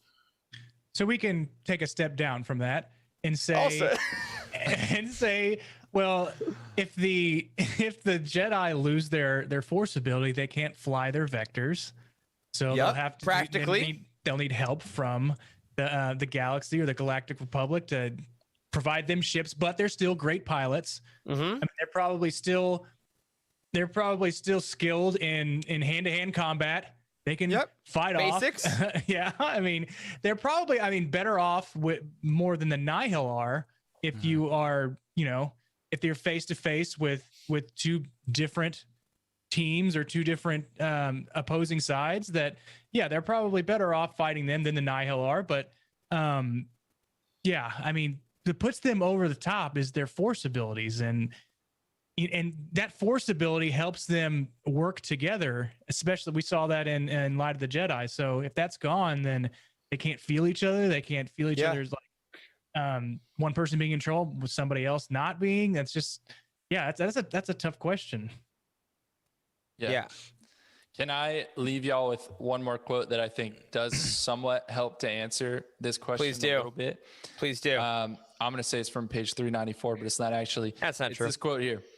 Loden Greatstorm stood alongside the young Jedi, his lightsaber back in his hands, the lightsaber that by rights belonged to Ro. How could the Twi'lek be alive after everything they'd done to him? Why wouldn't he break? That is why you should fear them, his father whispered in his ear. They are indomitable. They are unstoppable. And so that was Ro, of course, thinking about Loden Greatstorm and hearing his father's voice telling him that he should be afraid of the Jedi. I think it's that spirit, right? It's that spirit that they're not going to give up, that they're going to keep fighting because it is the light, right? To get back to Master and Apprentice. And so that spirit, I think, is going to go a long way towards fighting back against the Nihil. What a nice last thought for a very dark book. Yeah. That's a beautiful sentiment to kind of take into the darkness with the Jedi. I love that. Yeah. Yeah. Totally agree. So let's run through some Easter eggs. Yeah, Let's there's go. Plenty of them. I'm going to speak as fast as I've ever spoken in my life. Remember, the page numbers are approximate. And also, I just want y'all to know these are not even all the Easter eggs that I found. I had to file down the list to this. Kevin's So a here we go. madman. On 10, Elzar on Avar rebuffing his advances. He says, it had been months since he saw her again. And when he did, the atmosphere was as frosty as a dawn on Vandor. So that's a nice callback to Solo Star Wars story. Vandor was the location of the attempted coaxium train heist. I feel like Cavan puts references to Solo in every one of his books. I agree. Yes, he loves it just like us. It's He's great. one of us. Same page. Elzar Man is drinking Katahdin Rosé. I don't know how to pronounce this, but this wine is from the planet Katata, which in Legends was the site of a battle between Imperials and a rebel force led by Princess Leia in Zero BBY, as first mentioned in Star Wars Episode 4's radio drama in 1981. Wow. Awesome. Holy Did he know crap. that? I don't know. But it's in Guaranteed. there. The next page, the statues of the lost in the Jedi archives are mentioned, and we know that was a big part about Dooku Jedi Lost, obviously, and Cavan has a fascination with the lost, so that was great to see. Elzar throws himself into the sea on Ashla, which is a moon of Tython, to commune with the Force, and he gets answers from a Force vision. But Ashla itself was the word used for the light side of the Force in some of the earliest drafts for Star Wars. And in Legends, it was also used by Jedi during the Old Republic. And in canon, it's actually been established as the Lasat word for the light side. So that's cool. Yeah. Page 15, we see Dis had killed Scarspike after a botched attack on Sereno's funeral moon. And of course, Cavan had to reference Sereno, which is the homeworld of Count Dooku, but he took it one step further here by mentioning the funeral moon, which is formally named Mantero, and it was created for Dooku Jedi Lost as the burial site of Dooku's ancestors. Wow. How sweet is that? Yeah. I want to love anything as much as Cavan Scott loves Count Dooku. Right? It's amazing. Now, it's mentioned that Marky and Ro got Udi Dis to stop using Redug, which was a drug of some sort. And while there's plenty of different new drugs in the High Republic, this particular one is actually from Legends in the Galactic Gazetteer, a supplement to the Star Wars role-playing game What the published heck? online only in 2004. Holy smokes. How the hell do you find this stuff, Charles? Don't worry about it. So Cyclorians played a role in this novel, right? In the Cyclor shipyards, and they kind of were the master shipbuilders. And I found myself wondering, like, what do they look like? Because they're described as these insectoid weird things. Well, luckily for us, I found out that a swarm of Cyclorians actually fought with the Resistance in The Rise of Skywalker, and they're pictured in the Art of Star Wars, The Rise of Skywalker book. So if you have that handy, go look them up. That's awesome. Yes. On 23, Indira Stokes says, yes. So there's that is the little one squatty there fellas, on the huh? right. Yeah. I pulled it up on Adorable. on They Google have Images. names too. That like two that you see on screen have names technically, but can't remember Naturally. what they were. Why are the Misfits t-shirts and Just don't worry about that? Don't worry about it. So, page 23, Indira Stokes says, besides, no one has ever really gone, which is a nice callback to The Last Jedi, of course. same page, pickled kushnip is mentioned, which is a food you can actually see if you want in the Force Awakens visual dictionary because it was served at Maz Kanata's castle by Cookie the chef. Wow. Sweet. 26, TIE flies an unnamed YT-750 freighter, which is presumably a precursor to the Millennium Falcon, which is a YT-1300. Nice. So many Remember YTs that for in trivia Star night. Wars. Yeah. Yeah. Now, Ty also uses Verazine stones to help her decide whether or not to take a job. So it's kind of similar to chance cubes. Page 30, Slargas are mentioned, which are creatures that are described as a hideous mix, part blurg and part bantha. So some of our favorite Star Wars creatures. Creating How could anything get worse than a blur? I hate blurg Right? so Make much. it, They're make so it awful. fuzzy. Page 34, monkey lizards and scree rats are mentioned. So monkey lizards, of course, like Salacious B. Crumb, we know all about them, but we also know scree rats, which were vermin that lived in Lady Proxima's white worm den on Corellia that they captured and cooked into the gang's breakfast sludge, as first mentioned in Most Wanted by Ray Carson. Awesome. Let's see. We got a quote here. We felt a disturbance in the force, Indira cut in. And you can't be more specific than that, the Aqualish asked through his vocoder before correcting himself. No, of course you can't. The force is hardly empirical because that would be, useful. So shots fired at the force.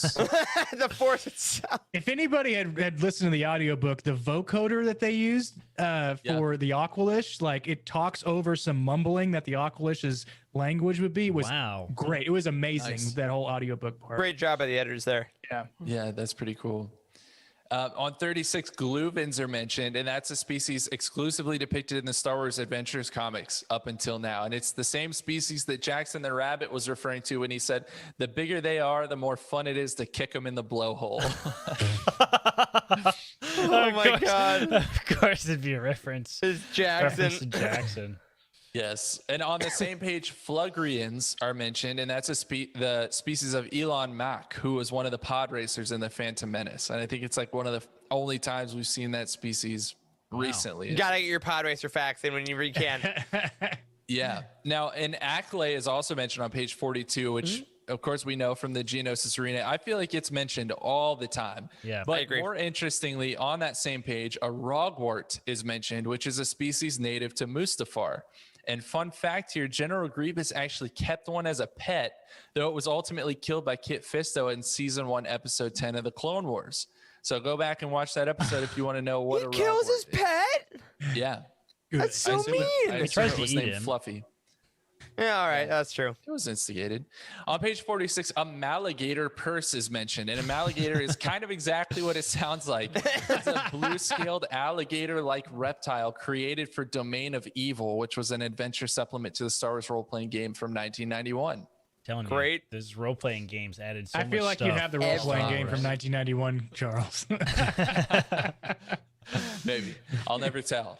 On page 46, we get this quote. The newcomer was female, wearing a pristine flight suit, a small spherical droid hovering at her elbow. The unit served only one purpose, to deliver an anti-bac solution into the Kuranu's palm whenever required. The species had a pathological fear of germs. And I wish I had one of those things throughout this pandemic, man. Where can I get that droid? Droid that administers hand sanitizer. That's all it does. Brilliant. Its only purpose. Page 50, Hroth beasts are mentioned as previously described in Aftermath Life Debt. And I feel like it's really mean to start a word with an H and then like another consonant because it feels Hroth. like cool. Yes. Hroth beasts. And I believe, and there's a picture of that in Race to Crash Point Tower in one of the artists, on one of the pictures. You get to see what it looks like. Nice. It's terrifying. On 66, Hu Yang is mentioned, the wonderful droid professor who teaches generations of Jedi how to construct their lightsabers. So that was great. Oh. On 84, Chancellor So's desk is noted to be made of Rosher wood, the famous wood from Kashyyyk. That's like kind of not cool, but whatever. It's like having- trees were destroyed to make Like, this desk. it's like having an ivory desk. It's like, yeah, you probably shouldn't have an ivory Maybe desk. not, man.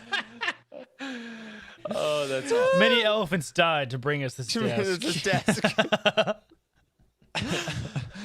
On 85, Terra Sanube makes an appearance, and we learn that he's serving as the marshal of the Jedi outpost on Dara, and he's the one who sends none other than the Blade of Bardata to assist Wow. on Valo. I That's Forgot another that cool happened. audiobook moment he where you is get to so hear the freaking young old. version. Yeah, he's awesome.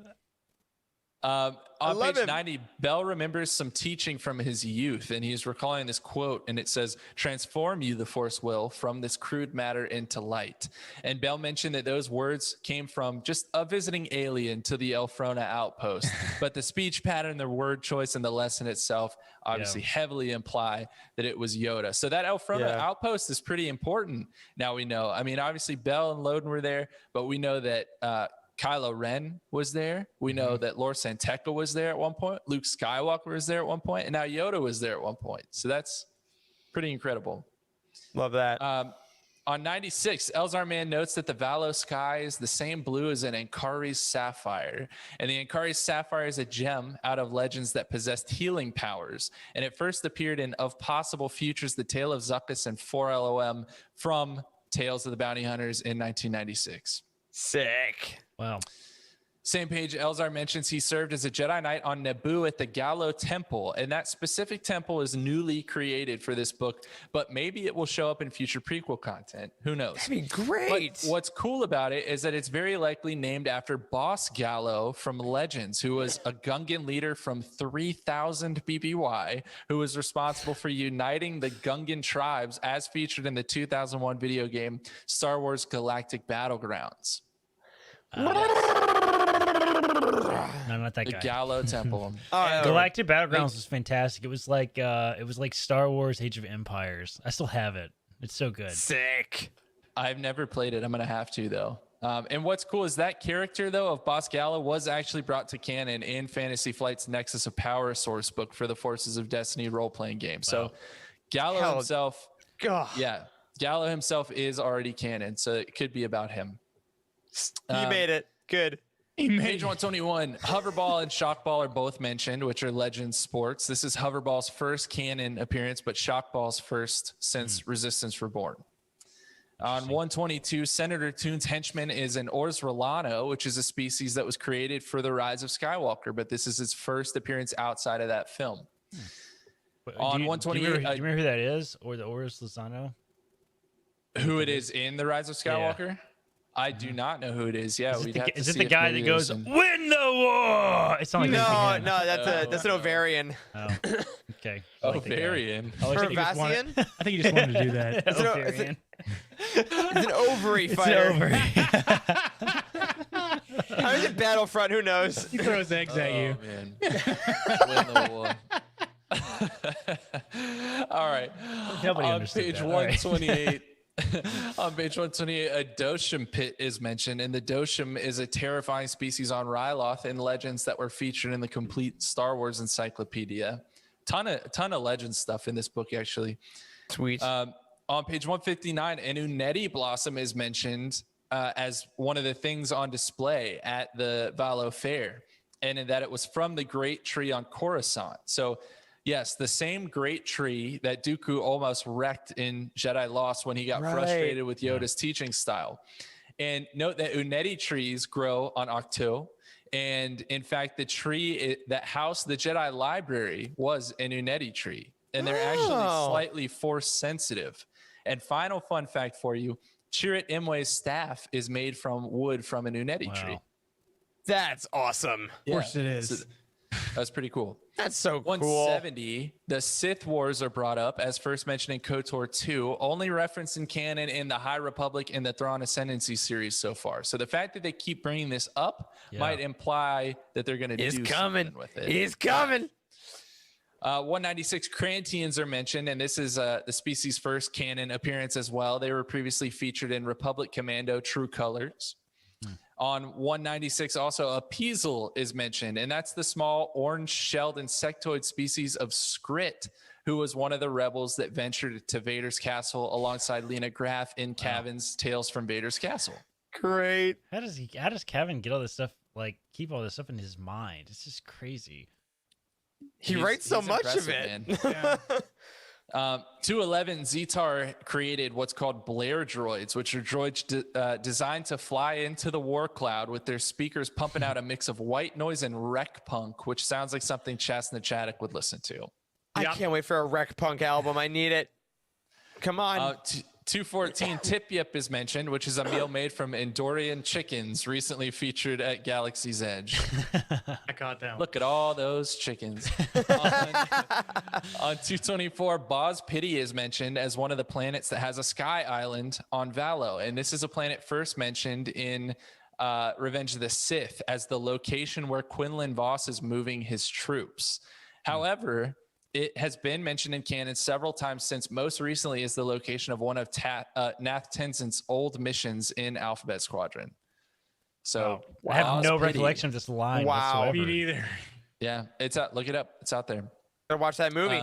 Another place that was mentioned, Vrogus Voss, which is the location of the comic crossover event Vader Down. Nice. On 231, Ty says there's more than one way to skin a Tuca cat. So there's your obligatory Tuca cat reference. Wow. Literally Kind in of a- every canon book. Kind of a dark one.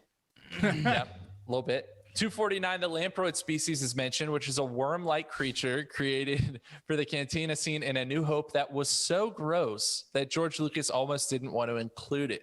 And it was later named a lamproid in Tales from Mos Eisley Cantina in the short story One Last Night in the Mos Eisley Cantina, The Tale of the Wolfman and the Lamproid. Wow. So Awesome. Or Legends species. Is that the one 249. is it the one that she shut the arms off? Yeah. Was that a lamproid? Yes. I Yeah, the think one that led them back? was. Yeah. Yeah, that's him. Sounds right. On 249, the Kidanak species is mentioned, and that's the species of none other than Droopy McCool, the Jindin Chalu flute player from the Max Rebo band. I got a gig. 262 Kilkana are mentioned, which were the mounts of the Mon Cala Knights in Chapter 5 of Gendy Tartakovsky's Clone Wars microseries. So, Yeah. they were previously brought to canon for the Fantasy Flights role-playing game as well, but this is the first canon novel that they've appeared in. 266, it's officially canon now that in-universe characters say pew pew to mimic blaster fire, just like us. Well done. 274, the phrase by Surik's blade is used. And this phrase was also used by Skier in the High Republic comic. And Surik is the name of a female Jedi Master in KOTOR 2. And Cavan Scott actually implied on his Twitter that she was the inspiration for this new phrase. Wow. So they are not erasing all the KOTOR stuff. You know, they are really cool. getting a lot of this back. Yeah. 274, we see a staff made of frick. What the frick? One of the few substances that wasn't susceptible to a lightsaber's blade. So I think that substance rather is new, but it may come up again because that's a pretty handy power. Yeah. Yeah. There's a few metals in Star Wars that have that ability. Beskar Yeah. is one of them. Yep. Yep, exactly. Colon crystals, as we already Colon said. crystals. It's disgusting. Exactly. Never say that again. 282, Elzar and Ty basically link their minds to tame the Sandballs, and they each learn something about each other when they do. And the names Sababa and Terradine were both linked to Ty specifically. And we know Sababa was Ty's Jedi Master, but did you realize that we also know the name Terradine? From, you guessed it, Dooku Jedi Lost. Cleus Terradine is identified by Dooku as the Padawan who discovered the Bogan collection, a vault of dark side artifacts hidden in the Jedi archives on Coruscant. Wow. Yeah. Man. So Ty Yorick Wow. has some sort of connection to the Bogan collection and Terradine. Wow. That's huge. Yeah. That's so cool. That's so cool. Huge. 285 Life Day is mentioned. On Great. 315, a Crowloot is mentioned, which is Unkar Plutz species. I only put that in here so I could say ew. One quarter 17. portion. On 317, Alzarians are mentioned. That's a species also making its first jump from legends to canon. They are green-skinned humanoids that first appeared, get this, in the 4th issue of the 1986 Droids comic, and they've only had 2 subsequent mentions since then. One in the 10th issue of also the 1986 Ewoks comics, and 2 in Shadow of Revan, the 4th expansion to the Star Wars The Old Republic MMORPG. Wow. Cavan What? did tell Of us back course. in the day that he That one. he read all the old comics growing up all the Yeah. time. Like that's how Yeah. he got into Star Wars. So I don't know. That's right. He's bringing stuff back. On 313, Indira says to Gruta Fleet, this is Indira Stokes of the Jedi Order. The Force welcomes you to Valo. Now blow those junk heaps out of the sky. And that's got to be a reference to Kylo's line from TLJ, right? Blow that piece of junk out of the sky. 315, Orbelin references the Lariat of Armistice, an unbreakable cord that dated back to the days of the Mystic Nine. And we don't know what the Mystic Nine was yet, but that sounds badass, and I can't wait till we do. Yeah. And Quentin Tarantino is going to write it. Yes. The Mystic Nine. On 315, someone says Star's End, like OMG is kind of how they use it. And that's obviously a reference to Star's End, the prison featured in At Star's End, the first book in the Han Solo Adventures by Brian Daley. Wow. 362, the planet Iskalon is mentioned. Want to hear a crazy legends fact about that planet? Per Wikipedia, in the 1987 Japanese video game entitled Star Wars, just Star Wars, after rescuing Obi-Wan Kenobi on Kessel, Luke Skywalker arrived on Iskalon to rescue C-3PO, and he had to swim deep underwater to fight Klados Vader, a shark-like creature who took the form of Darth Vader.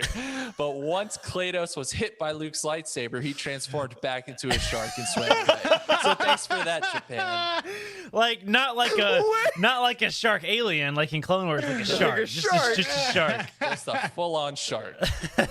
What the hell? That's awesome. 379, Stellan is leading a group of Jedi Vectors, and he calls them Red Group. So it's possibly an early reference to like Red Squadron. 393, Stellan thinks letting Elzar pretend to tap into the dark side with the Lamproid had been dangerous enough, but Stellan wondered if sending him into a potential battle had been the best decision. Still, it was done now. He had already planned a trip to Jeddah for the both of them as soon as the time was right, perhaps even gaining special dispensation to visit the Kyber mirrors beneath the Dome of Deliverance. Usually the priests of Firma only open the mirrors on Reflection Day, but Stellan would pull a few strings, not only for Elzar, but for himself too. They had a lot to learn together, especially now. And so many terms, so now much in one there, paragraph. right? But interestingly enough, George Mann's upcoming short story collection, Life Day Treasury, features a New Year festival on Jeddah, where on Reflection Day, people, including the Jedi, will travel from all over the galaxy to take their turn peering into the mysterious Kyber mirrors beneath the city in search of guidance. So we'll actually get to see what he was talking about there. Awesome. Fun, right? Great. I'm thinking of the cave, Ray's cave on Act 2. Yeah. Oh, yeah. It may That's be great. very similar. On 394, Lorna D, wondering if she made a mistake trusting Ro over Pan, says maybe she had backed the wrong Fathier. Yeah. And Fathiers, of course, are from TLJ. Same page, Ro is again haunted by a vision of his father. And we get this quote, Ro grabbed one of the cables, pulling himself up. Weak or not, he had no time for ghosts. And all I could think of was piss off ghosts,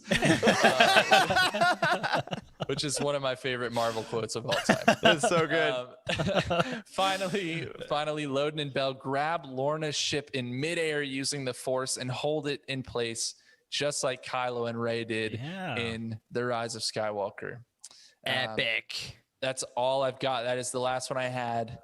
So, wow, this has been probably the longest roundtable we've ever had in the history of. No, it's still in 2 parts. So I think that it's. I know, but like this part was like singular. 2 hours. Maybe. So, y'all, final thoughts. Give me your last score, 1 to 10, and then we'll get on out of here. Wes, want to start us off? I am going to stick with my original score was either, I think it was a 9.4, 9.5. Definitely, I loved the book. I loved how it ended with seemingly the villains winning, or them having the upper hand going into the last book in phase 1. So I appreciated the darkness that Cavan gave us, and I also appreciate how he took out one of the main characters, because it makes it that much more interesting, because nobody is safe, what we talked about earlier in the show. So. Solid 9.4, 9.5. I can't remember what I said first, but I don't want to change it. All right. I like it. Corey, what do you think? I think I said 9.2, and I'm pretty sure I'll bump mine up to a 9.5 because I sped read this book. I missed some of the details, and I guarantee you if I listen to the audiobook, like just hearing you guys talk about the audiobook, I guarantee you I would make it a 9.5. like, good Lord, Cavan is quickly becoming like Timothy Zahn level, like Star Wars contributor. I mean, like, he just creates such incredible characters and stories, and I mean, these references are insane. Like, I don't know that we've ever had a book that we've done a roundtable on that's got this type of Easter eggs. Like, this is just there's usually one. There's like one or two that's like from the RPG storybook newspaper from 1981. Like, you know, it's like, but no, it's like half of these Easter eggs are like that, and it's just like, I don't know if he creates all these or if other people give them to him or if there's a team behind it. I have no idea. We will probably never know, but like, this book was really, really good, and it introduced a lot of story. It feels like, I know we're not done with like phase 1 yet, but it does feel like sort of I feel like we're moving towards phase 2, right? It feels kind of like you're closing a chapter, right? I mean, it's just like we're moving away from, like, it feels like we're getting close to something big. It feels like Empire, right? Like you leave on sort of a cliffhanger, right? And that's kind of how I feel coming out of this book. So, and I love Empire. Everyone loves Empire. Yeah. All right, Eric, what do you think? I think I started at a 9.7. I'm going to agree with a lot of our folks in the chat right now, Stephanie, Endar, and Aaron. I'm going to bump it up 9.8. I mean, wow. The only reason that I'm not giving it like a 9.9 or 10 is because of that earlier question of like Light of the Jedi Rising Storm. Like, there is just that, like, literally 0.2 of the first time bit that is pushing that over the edge. But like, I mean, this book is incredible. Like you said, Cavan is just such a great writer. All these characters, the more I've sat with them and thought about them, the more I can't wait to meet them again. The more I can't wait to read this story again, listen to it again, or get the next thing. And that's just a mark of a great Star Wars novel. So I happily give it a 9.8. I'm so excited that the first two have been so great. And then the next one is by Claudia Gray. I mean, what in the world did we do in a past life to get this? I'm just so excited. I'm so happy. And like all of our roundtables, every time we talk about it with each other, I'm reminded just how much this book affected me. So happily give it a 9.8. Yeah. And I think I'm right there with you. I don't remember what I gave this book the first time around. I think it was like a 9.5. I'm going to bump it up even further. I'm going to be right there with you, Eric. I'm going to say 9.8. I think I said when we started this is my favorite Star Wars book in a while now, and I stand by that. I will devour literally anything that Cavan Scott creates, and lucky for me, he's got stuff coming out soon. Yeah. So, and we'll talk about that, I'm sure, very soon as well. But that's it for another roundtable. Eric, take us home, good sir. All right, my gosh. Well, another absolutely fantastic roundtable. Another shout out to Charles for these just pages and pages and pages of notes amidst one of the busiest times of your own life. You found time to do all these amazing things and lead us on this conversation. Man, thank Charles, you. For real. Seriously.